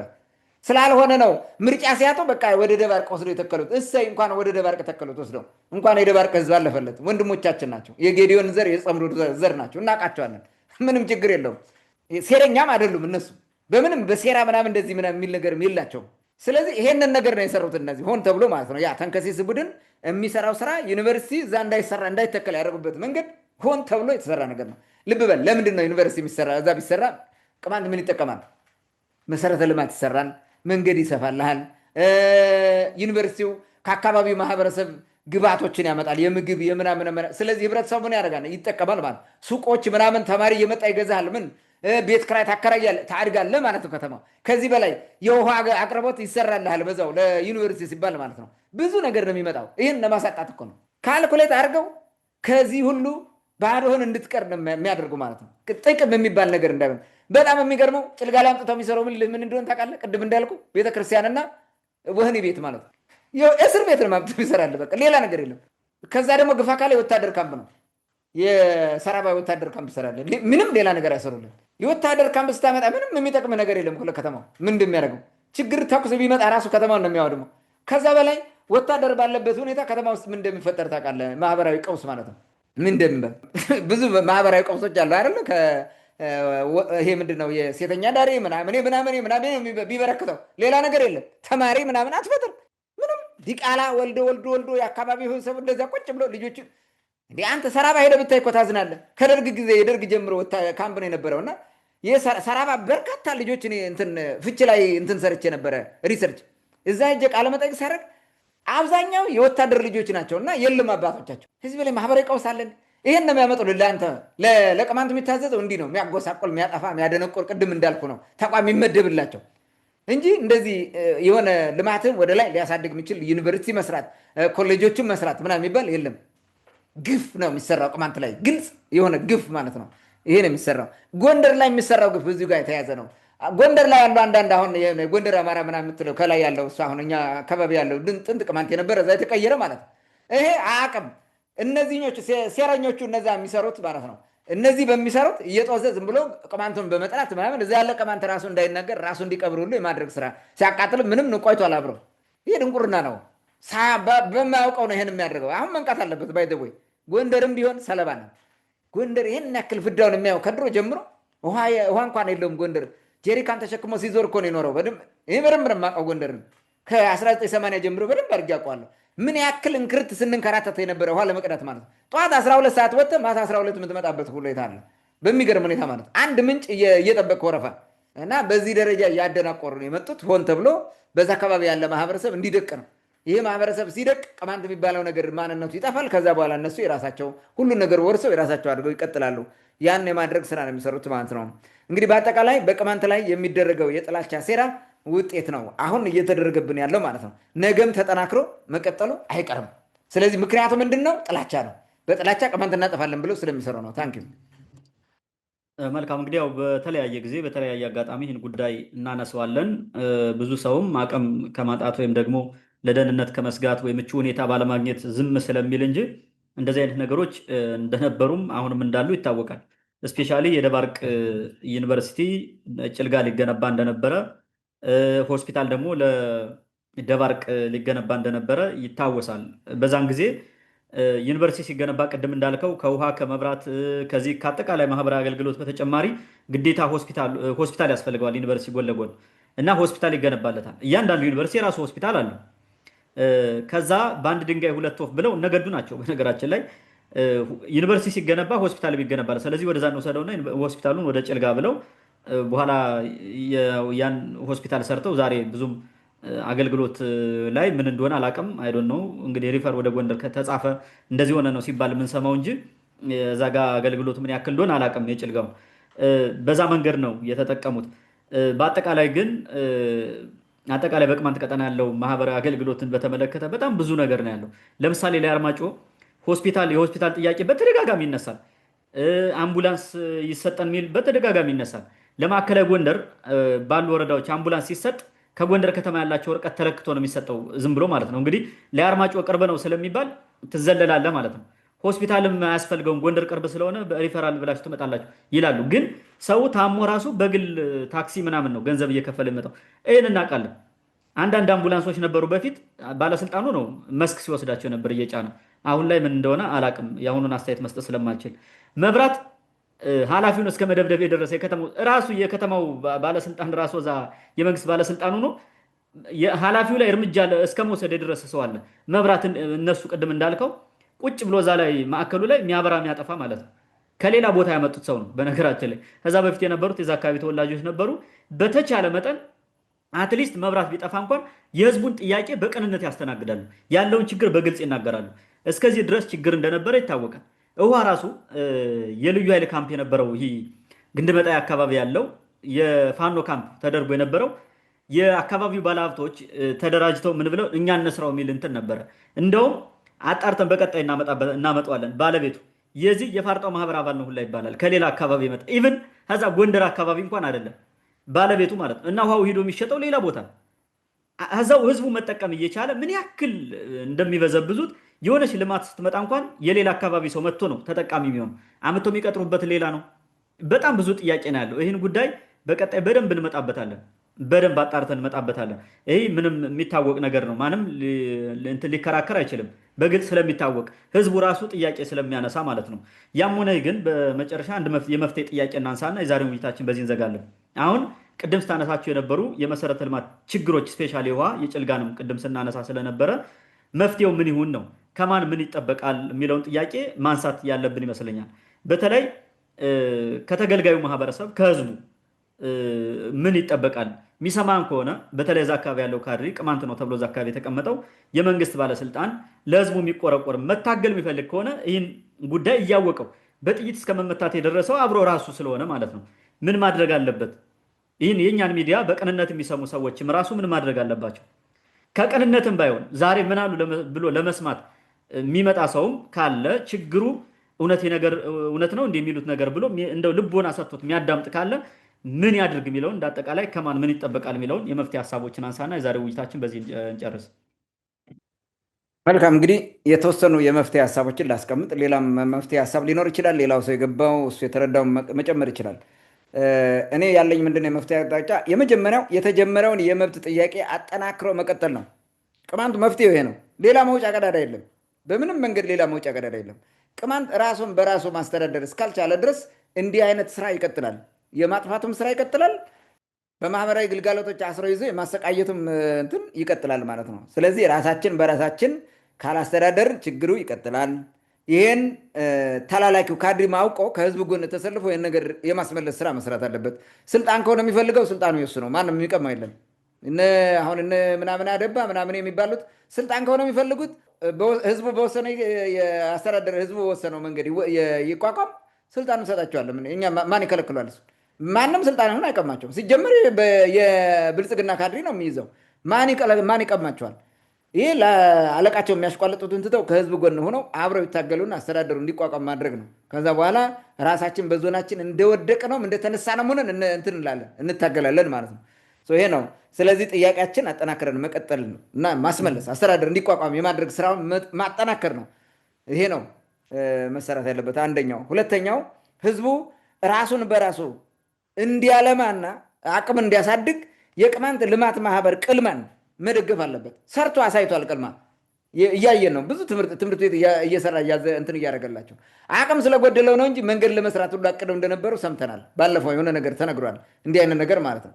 ስለዚህ ለምንድን ነው ይሄንን እንትን የልማት ማህበር የማያሳድገው ማለት ነው? ህብረተሰቡ ያለው አቅም ምንድነው? አሟጦ ከሚያዋጣው በላይ አሁን መደበኛ ከሚያዋጣው በላይ ተጨማሪ በሬውንስ ቢሆን እየሸጠ ቢሰጠው ለቅልማ በሚችለው መጠን ሌባ ሰርቆ ለሚወስደው ብዙ ከብት ያለው በሬውንም ሽጠ ምናምን ለቅልማ ብሰጥ ይህን ችግር እኮ መፍታት ይችላል። ቅልማ የውሃ ችግሩን ከህብረተሰቡ ጋር ሆኖ አስጠንቶ ይህን ነገር ማድረግ ይችላል።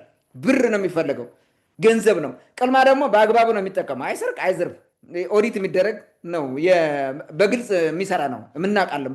ያለችውን አብቃቅቶ እንኳን ስራ እየሰራ ስለሆነ ማለት ነው። ስለዚህ እኔ አሁን የቅማንት ልማት ማህበርን በደንብ ቢያጠናክሩ ጥሩ ነው ብዬ አስባለሁ። ራስን በራስ ማልማት ስለምንችል ማለት ነው። አንጠብቅማ፣ ሌላ ቦታ ጠባቂነት ምናምን ስለሌለ በራሳችን የምንፈልገውን እንሰራለን። እንዲህ አድርግልን ከሌ ምናምን አንልም። በቃ አለቀ።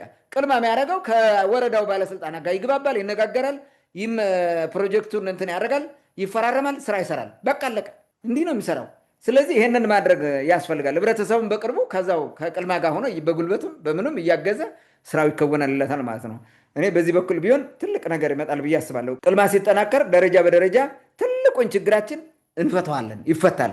እንኳን ይሄን የውሃ ችግር ሌላውን መፍታት እንችላለን። ኢቭን ሌላ ታምር ራሱ ልናመጣ እንችላለን። የምር ካደራጀ ነው ማለት ነው። የምር ካጠናከር ነው። ይሄን ነው ሰው ግን ይሄን መረዳት አለበት። አሁን ብዙ ሰው ማይረዳው ይሄ ነው። የቅማንት ልማት ማህበር ሲባል አንዳንዱ ከፖለቲካ ጋር ወስዶ የሚያገናኛል። ምንም ከፖለቲካ ጋር የለውም። ማንም ከማንም ጋር የሚገናኘው ነገር የለም። ከመንግስት ባለስልጣኖች ጋር እዛው ከመንግስት ከወረዳው ጋር ነው የሚሰሩት እኮ ሌላ ነገር የለም። ፕሮጀክት ብቻቸው ወስደው ብቻቸው የሚተገብሩት የለም። ሂደው ይወያያሉ፣ ውል ይዘው ተፈራርመው ነው። በዞን ደረጃም ከሆነ ከዞን ባለስልጣናት ጋር ተነጋግረው ተፈራርመው ነው። ግዴታ እንደዛ ስለሆነ አሰራሩም ማለት ነው እንጂ የትኛውም እንትን የለም። ግልጽ ነው ደግሞ አሰራሩ በግልጽ ነው የሚሰሩት። ስለዚህ እሱን መደገፍ የተሻለ ይመስለኛል። የመንግስት ባለስልጣናትም ከቅልማ ጎን የበለጠ ጥሩ ነው። በነገራችን ላይ ከቅልማ ጋር የሚያደርጉት እንቅስቃሴ በዚህ ያስመሰግናቸዋል። ለአርማጭሆም በለው የጭልጋ ወረዳም በለው ኢቭን የአይከል ከተማም በለው ባለስልጣናቱ ከቅልማ ጋር ይሰራሉ። ምንም ችግር የለባቸው። ቅልማን ከነሱ ጋር ነው የሚሰራው ምንም ችግር ስለሌለበት ማለት ግን የበለጠ ማጠንከር አለባቸው። ህብረተሰቡ ከዚህ በላይ እንዲያወጣ አሁን ያልኩ ይሄ እነዚህ ባለስልጣናት በዛ ቅድም ስንተቻቸው የነበረው ባለስልጣናት ህብረተሰቡን መጥቀም የሚችሉት በዚህ መንገድ ነው። ሌላው ይቅር በቃ አሁን እዚህ ከመንግስት በጀት አምጥቶ መስራት ምናምን የለም። ቅልማ በእጃቸው ነው። ህብረተሰቡ በቅልማ የበለጠ ሁሉም እንዲያወጣና እንዲያግዝ አድርገው በዛ ገንዘብ ልማቱን ማልማት ይቻላል። ምክንያቱም ብር ከብዙ ቦታ ተሰበስብና ልማት አንድ ጊዜ አንድ ቦታ እያለ ከሁሉ ታደርሳለህ። ግን ያ ቆንጣቆንጢ ብር ሁሉም ቦታ ልሰራ አትችልም። ብር ይዘህ አንድ ድርጅት ሰብስቦ አንድ ቦታ ይሰራል። በሚቀጥለው ደግሞ የባሰበትን እያስቀደመ ፕራይቬታይዝ እያደረገ ስለሚሰራ ማለት ነው። እንዲህ ቢሰሩ ጥሩ ነው ብዬ አስባለሁ። የመንግስት ባለስልጣናትም ህዝቡም አብረው በዚህ መንገድ ተናበው ቢሰሩ ማለት ነው። እኔ ይሄንን እላለሁ። ሌላው ራስን ከማልማት ያለፈ መፍትሄ እንደሌለ መረዳት አለብን። ራስን የማልማት እንትኑ አንዱ መንገድ ደግሞ እንደዚህ ነው። የራስን ልማት ማህበር አቋቁመህ እያገዝክ መሄድ ነው። በነገራችን ላይ የኔ እንትን የኔ ፍላጎት ቅማንት አካባቢ ብቻ አይደለም በቅልማ መልማት ያለበት። ኢቭን በዛ አካባቢ ያለው አማራው ራሱ የደንቢያው ከዛ አካባቢ ያለው የወገራው ራሱ ከቅልማ ጎን በመሆን ልማት እንዲያለማ መሆን አለበት ለወደፊቱ ማለት። ቅልማ ከዛ በላይም ነው። በነገራችን ላይ ቅልማ ማለት የቅማንት ልማት ማህበር ማለት አይደለም። ቅማንት ልማት ማህበር ነው። ኢትስ ኦንሊ ኔም ስም ነው እና ለመነሻ መጀመሪያ ያዛ አካባቢ ያለው ህብረተሰብ ስለሆነ ድጋፍ እያደረገ ያለው እንጂ ሌላ ቦታ አይደለም። ከዚህ በፊትም አልምቷል እኮ ሌላ ቦታ ስራም ሰርቷል። ስለዚህ አሁን ሌላውም በአካባቢ ያለ የአማራ ማህበረሰብ ቢሆንም ከቅልማ ጋር በመስራት የአካባቢውን ችግር አብሮ ቢሰራ በፕራይታይዝ እያደረገ ማለት ነው። ሌላም ማንም ሰው ምክንያቱም ዘር አይለየውም፣ ቅልማ ብሔር አይለየውም፣ ሃይማኖት አይለየውም፣ ምንም እንትን የለውም። በቃ የወደደ ያግዘዋል።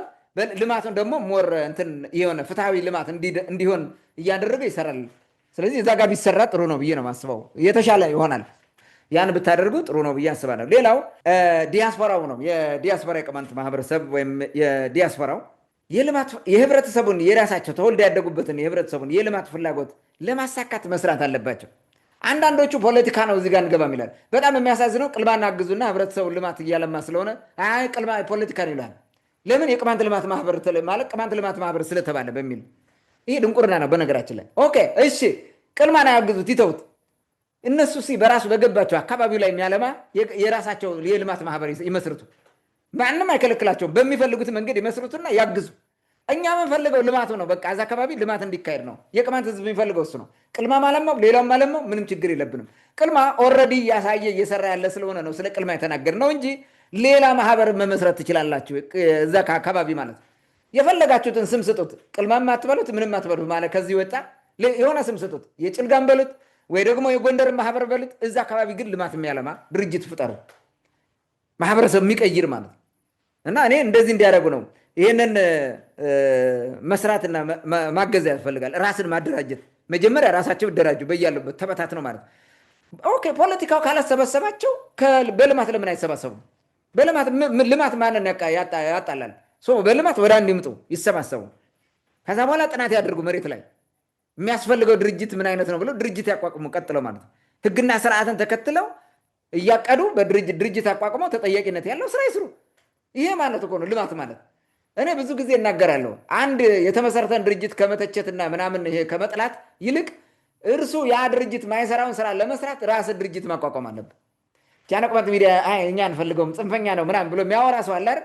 ለምን እነሱ ድርጅት ልክ እንደ ጃኖ ቅማንት ሚዲያ የሚውተረተር አንድ እንትን ሚዲያ አቋቁመው ለምን አይሰሩም? አያሳዩንም። እኛ የምናጠፋውን አስተካክለው አቃንተው በመዘገብ ማለት ከኛ ጋር ትችት ላይ ኝኝኝኝ ብለህ ከመቆም መስራት የተሻለ እንደዛ ነው። ቅማንት ልማት ማህበራዊ ፖለቲካ ነው። እኛ ቅማንት ስለሚል አንፈልግም። ኦኬ አንተ በሚፈልገው ስራ በሚፈልገው ስም አደራጅ። እኛ የምንፈልገው ድርጅት ነው። አንድ ተቋም ይመሰረትልን እና እንየው። እርሱ ነው የሚያስፈልገው። ምክንያቱም ተቋም ሲመሰረት ለውጥ አለ፣ ለማህበረሰቡ ያገለግላል፣ የስራ ዕድል ይፈጥራል፣ ልማት ይመጣል፣ ለውጥ ይመጣል። ያለ ተቋም ለውጥ ስለማናመጣ ማለት ነው። በግለሰብ ዕድሜ ልካችን ኑረናል፣ አልተለወጥንም። ስለዚህ ይህንን ቢያደርጉ ጥሩ ነው ብዬ አስባለሁ። በትክክለኛ ስራ ቢሰሩና አጋር ድርጅት እየፈለጉ በአጋርነት አብረው ቢሰሩ ከመንግስትም ጋር በአካባቢ ካሉ ኤንጂኦዎችም ጋር አብረው እንትን ብለው ስራ መስራት ቢችሉ ጥሩ ነው ብዬ አስባለሁ። ይሄም ጥሩ ነው የበለጠ ማለት ነው ዲያስፖራው በዚህ መንገድ ቢሰራ። ሌላው አገር ውስጥ ያሉ የቅማንት ባለሀብቶች በአዲስ አበባም በሌላም ቦታ ያለው የቅማንት ባለሀብት ህዝቡን በልማት የሚያግዙበት ማህበር ማቋቋም አለባቸው። ከጉራጌዎች ለምን አትማሩም? የተለያዩ ማህበረሰብ ስራ ይሰራሉ። አዲስ አበባ ያለ ጉራጌ ተደራጅቶ አካባቢውን ያለማል። ነጋዴው ብር ያዋጣል፣ ማህበር አለው፣ በማህበሩ እያሰባሰበ ያግዛል በሚችለው መንገድ። ለምን እናንተ እንደዛ አታደርጉም? ምንድነው ችግራቸው? አዲስ አበባ በጣም ብዙ የናጠጡ ሀብታም አሉ ቅማንቶች፣ በጣም የሚገርም ትልልቅ እንትን ያላቸው ማለት ነው። ለቅልማ ብር አወጣ ስትለው ከ100 ብር 200 ብር የበለጠ ያወጣለን። የሆነ ጓደኛው ጋብዘኝ ሲለው በ10 ሺህ 30 ሺህ ብር ያወጣል በአንድ ጊዜ ቁጭ ብሎ ማለት። እኔም በጣም ነው የማዝነው እውነቱን ለመናገር። አካባቢያቸውን እርዱ እንጂ ወገኖቻቸውን መርዳት እኮ ነው። ስለዚህ የአካባቢ ልማት ለማልማት መጣር አለባቸው። እነዚህ መደራጀትና የራሳቸውን እንትን ማህበር መስርተው በማህበር ገንዘብ እየሰበሰቡ ቢፈልጉ ቅልማን ሊረዳሉ፣ ቢፈልጉ በቀጥታ ልማት የሚያደርጉበት ራሱ ኮንትሮል ማድረግ የሚችሉ ከሆነ ማድረግ የሚያስችላቸው ከሆነ ማድረግ ይችላሉ በራሳቸው።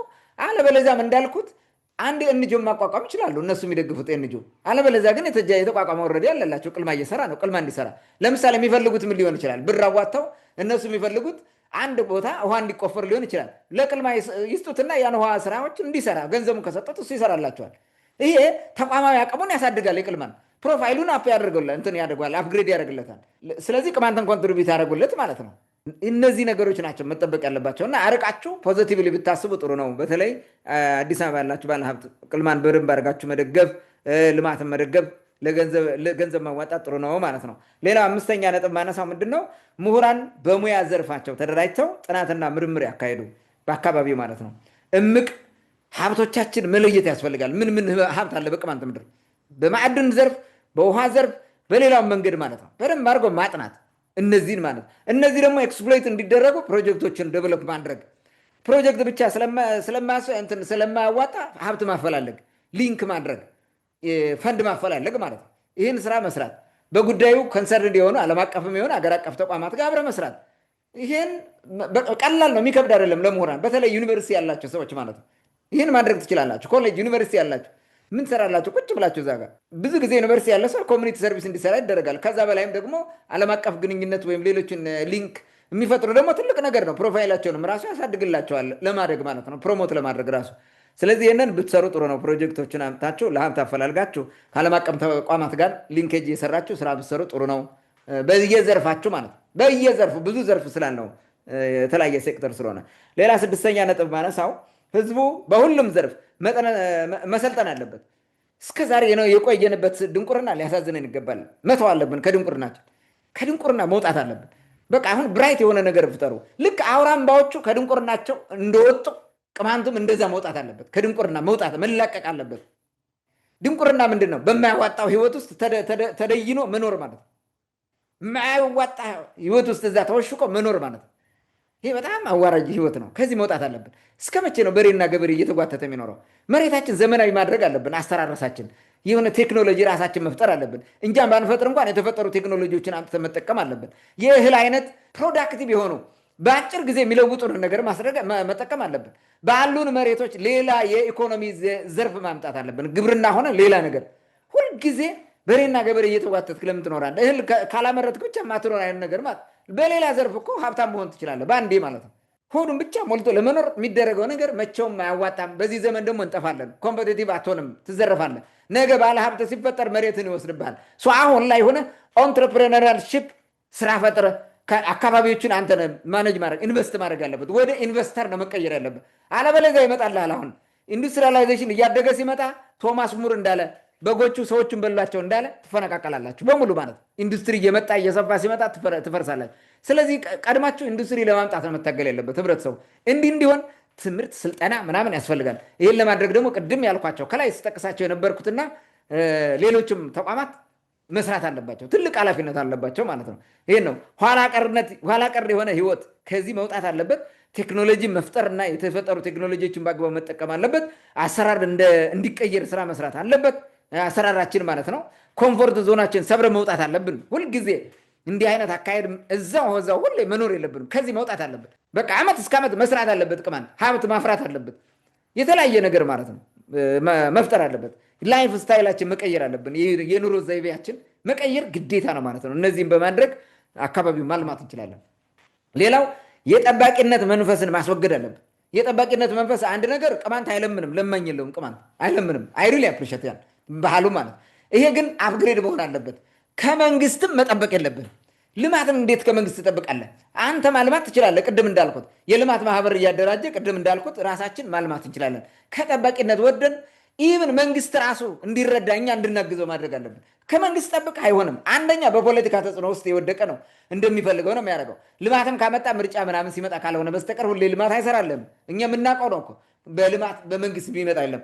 ትልልቅ ፕሮጀክቶች እኛ ማንችላቸው ላይ ትልልቅ መንገድ ምናምን የሚባል ይሄ ሜጋ ፕሮጀክቶችን አንሰራም። ሌላውን ግን መስራት ያቅተናል። አሁን ለአንድ ከተማ ውሃ ማቅረብ ተደራጅተን ገንዘብ አውጥተን ይሄን ለማቅረብ ምን ይቸግራናል? ጉድጓድ ማስቆፈር ነው። አይነው ከፍተኛ ወጪ አለ። በተቻለ መጠን እኛ ገንዘብ አዋተን ልንቆፍር ስን መንግስትም በመንተፍረት በይሉንታ ያግዛል መጥቶ ማለት ነው። ሌላም እንትን ተቋም ታመጣለህ። ይሄን ያክል ብር ሞቢላይዝ ካደረገ ማህበረሰቡ ሌላው ሰው ያግዛል። ይሄንን መስራት አለብን። እኛ እንዲህ አይነት ነገሮች እየሰራን መለወጥ አለብንና ጠገኛ መሆን የለብንም። እንደ አውራምባ ራሳችን በራሳችን በማልማት መለወጥ አለብን። አውራምባ ዛሬ አሁን የት እንደደረሰ አታውቁትም። ከትንሽ ኢኮኖሚ ጀምረው ትንሽ አሁን የደረሱበትን ነገር ብታይ በጣም የሚገርም ነው። እንደዛ ነው መሆን ያለበት። አርቆ አስበው ስለሰሩ ነው። እኛም አርቀን አስበን መስራት አለብን። በምንም መንገድ ነገ ልሞት ብሎ የሚያስብ ሽማግሌ ካለ እሱ የሞተ ነው። አሁን ነው የሞተው። ነገ የሚሞት ሽማግሌ የለም። ልጆቹን ተክቶ ነው የሚሄደው። ልጆቹ የበለጠ ብራይት የሆነ ፊውቸር እንዲኖራቸው መስራት አለበት። ዛሬ ማለት ለልጆቹ እያሰበ መስራት ያለበት። እኔ ለእኔ ለዛሬ ልሞት እኔ ልበላው ምናምን ብቻ ሳይሆን ነገ እኔ ሳልፍ ልጆቼ የልጅ ልጆቼ መጻኤው ትውልድ ለወደፊቱ ኢትዮጵያ አድጋ ትልቅ ሆና በዓለም እንድትኖር ብሎ አስቦ መሄድ አለበት። ይሄ ነው የህልውና ስራ መስራት ማለት ነው። ህልውና ማለት የህሊና ስራ መስራት ማለት ይሄን ያስፈልጋል። የመንግስት ጥገኛ መሆን አያስፈልግም። መንግስት በመርዳት ባለበት ይረዳል። ያ ትብብርና አንድነትን ማጠናከር ያስፈልጋል። ያሉንን ሂውመን ናቹራል ሶሻል ካፒታልስ ማወቅ መለየት እና መጠቀም በአግባቡ ማለት ብዙ ሀብቶች አሉን እኮ እኛ ያልተጠቀምናቸው ብዙ ሀብቶች ከመንደር በቤተሰብ ምናምን ያለው አጠቃላይ ማለት ነው። ሶሻል ኔትወርኩ በራሱ እኮ ትልቅ ሀብት ነው። ይህም ሁሉ አይደንቲፋይ ማድረግና የመስራት ሁኔታ ያስፈልጋል። በአግባቡ መጠቀም የሚያስፈልገን ምንድነው? ሜንታል ሴታፓችን መቀየር ነው። የአእምሮ እንትናችን ውቅራችን ማስተካከል ያስፈልገናል። ይሄ ቅድም ያልኩት ከዚህ ዝም ብሎ ከጨለምተኛነት ሳቢ አውጥቶ ብራይት የሆነ ነገር የሚያሳይን ማለት እና እያንዳንዱን አካባቢ ስትሄድ እያንዳንዱ ነገር የምታገኘውን ሪሶርስ ሀብት በኢኮኖሚ እንድትመዝ ነው። እንዲህ ባረከው ይሄ እኮ በዚህ በኩል ብንሰራ ይሄ ያዋጣል እያልክ እንድታመጣ ነው። ሁልጊዜ ቢዝነስ ማይንድ እንድትሆን ነው። ያን መስራት አለብን። ይህ ዝም ብሎ ተስካሪ እየደገስክ ምናምን ኤክስትራቫጋንት በሆነ ድግስ አክሳሪ በሆነ ድግስ እየደገስክ ያችን በልተህ ክረምት እየተራብክ የተሰቃየ የምትኖርበት መውጣት አለብን። እዚህ ለመውጣት ከአሁኑ ማሰብ አለበት። መለወጥ ከጥገኝነት መውጣት ያስፈልጋል። ስለዚህ መንግስት ስርዓትና ደንብ እንዲያስከብር እንጂ ልማት እንዲያለማ እኮ አይጠበቅም። እውነቱን ለመናገር መንግስት እኮ ልማት አያለማም በብዙ ሀገር ማለት ነው። እንደው እኛ ሀገር ዴቨሎፕመንታል ስቴት ምናምን የኑሮ የህዝቧ ሁኔታ ስላለ ነው እንጂ እኮ መንግስት እኮ አይደለም የሚያለማው፣ ህዝብ ነው። ህዝብና ግለሰቦች ናቸው የሚያለሙት፣ ሀብታሞቹ። ስለዚህ ያንን መፍጠር ያለብን እና እንዲያውም ወደ ግል ኢንቨስተርነት የምትቀየርበት ሁኔታ መፍጠር አለበት። ያ ስለማይቻል አሁን አንድ ግለሰብ ተነስቶ ሀብት በአንዴ ማምጣት ስለማይችል በቡድን ሁሉም ገንዘብ ሞቢላይዝ ያደርግና አንድ ትልቅ ባለሀብታም እንደማለት ነው፣ ባለሀብት ይሆናል ማለት ነው። ያ ኢንቨስት ያደርጋል። በሂደት ያ ደግሞ ሌላ እየወለደ ይመጣል። ትልቅ ደረጃ እንደርሳለን። ካፒታላችን አቅማችን ስለምናሳድግ ማለት ነው። በዚህ መንገድ ብንሰራ አካባቢያችን እናሳድጋለን። ካንዣበበብን ወይም አንዣቦብን ከኖረው ሲፈጸምብን ከኖረው ጥፋትና ጭቆና የማጥፋት ስራ ነፃ የምንወጣው በዚህ ነው። በኢኮኖሚ ሰብረው ትወጣለህ። በየአካባቢው የሚማሩ ተማሪዎቻችን ምሁራን ትልቅ ስራ መስራት አለባቸው። በአስተሳሰብ በልጠው ነው ማደግ ያለብን። አካባቢን በልማት ስታሳድገው ወደ አንተ ይመጣል ሳይወድ በግድ። የአንተ ጥገኛ ታደርገዋለህ ከፈለግከው። ጥገኛን ማድረግ የለብንም ግን የእነሱን ነው መማር ያለበት እንዲል ሁሉ ነው ማድረግ ያለበት። በዚህ መከራ ሆነን በዚህ መከራ ውስጥ ሆነን ስንቀየር ትልቅ ነገር እናመጣለን። ያ ነው የሚያስፈልገን። ታንኪዩ። መልካም ዘንድር እንግዲህ በመጨረሻ ላነሳው የመፍትሄ ሀሳብ ከልብ አመሰግናለሁ። እነዚህ ሁሉ የመፍትሄ ሀሳቦች የተነሱት መጀመሪያ ከተዘረዘሩት ወይም ከተነሱት ችግሮች አንጻር ነው። ስለዚህ አሁን ያለው ትውልድ የመፍትሄ አካል መሆን አለበት። ዘመኑን የሚዋጅ ቴክኖሎጂን መፍጠር ከዘመኑ ጋር መራመድ አለበት። ወደኋላ መቅረት የለበትም የሚለውን ሀሳብ እኔም ደግፈዋለሁ። ውድ አድማጭ ተመልካቾቻችን ለዛሬ የነበረን ወቅታዊ ጉዳይ ይህን ይመስል ነበር። በሌላ ፕሮግራም እስከምንገናኝ መልካም ጊዜ ሁላችሁ።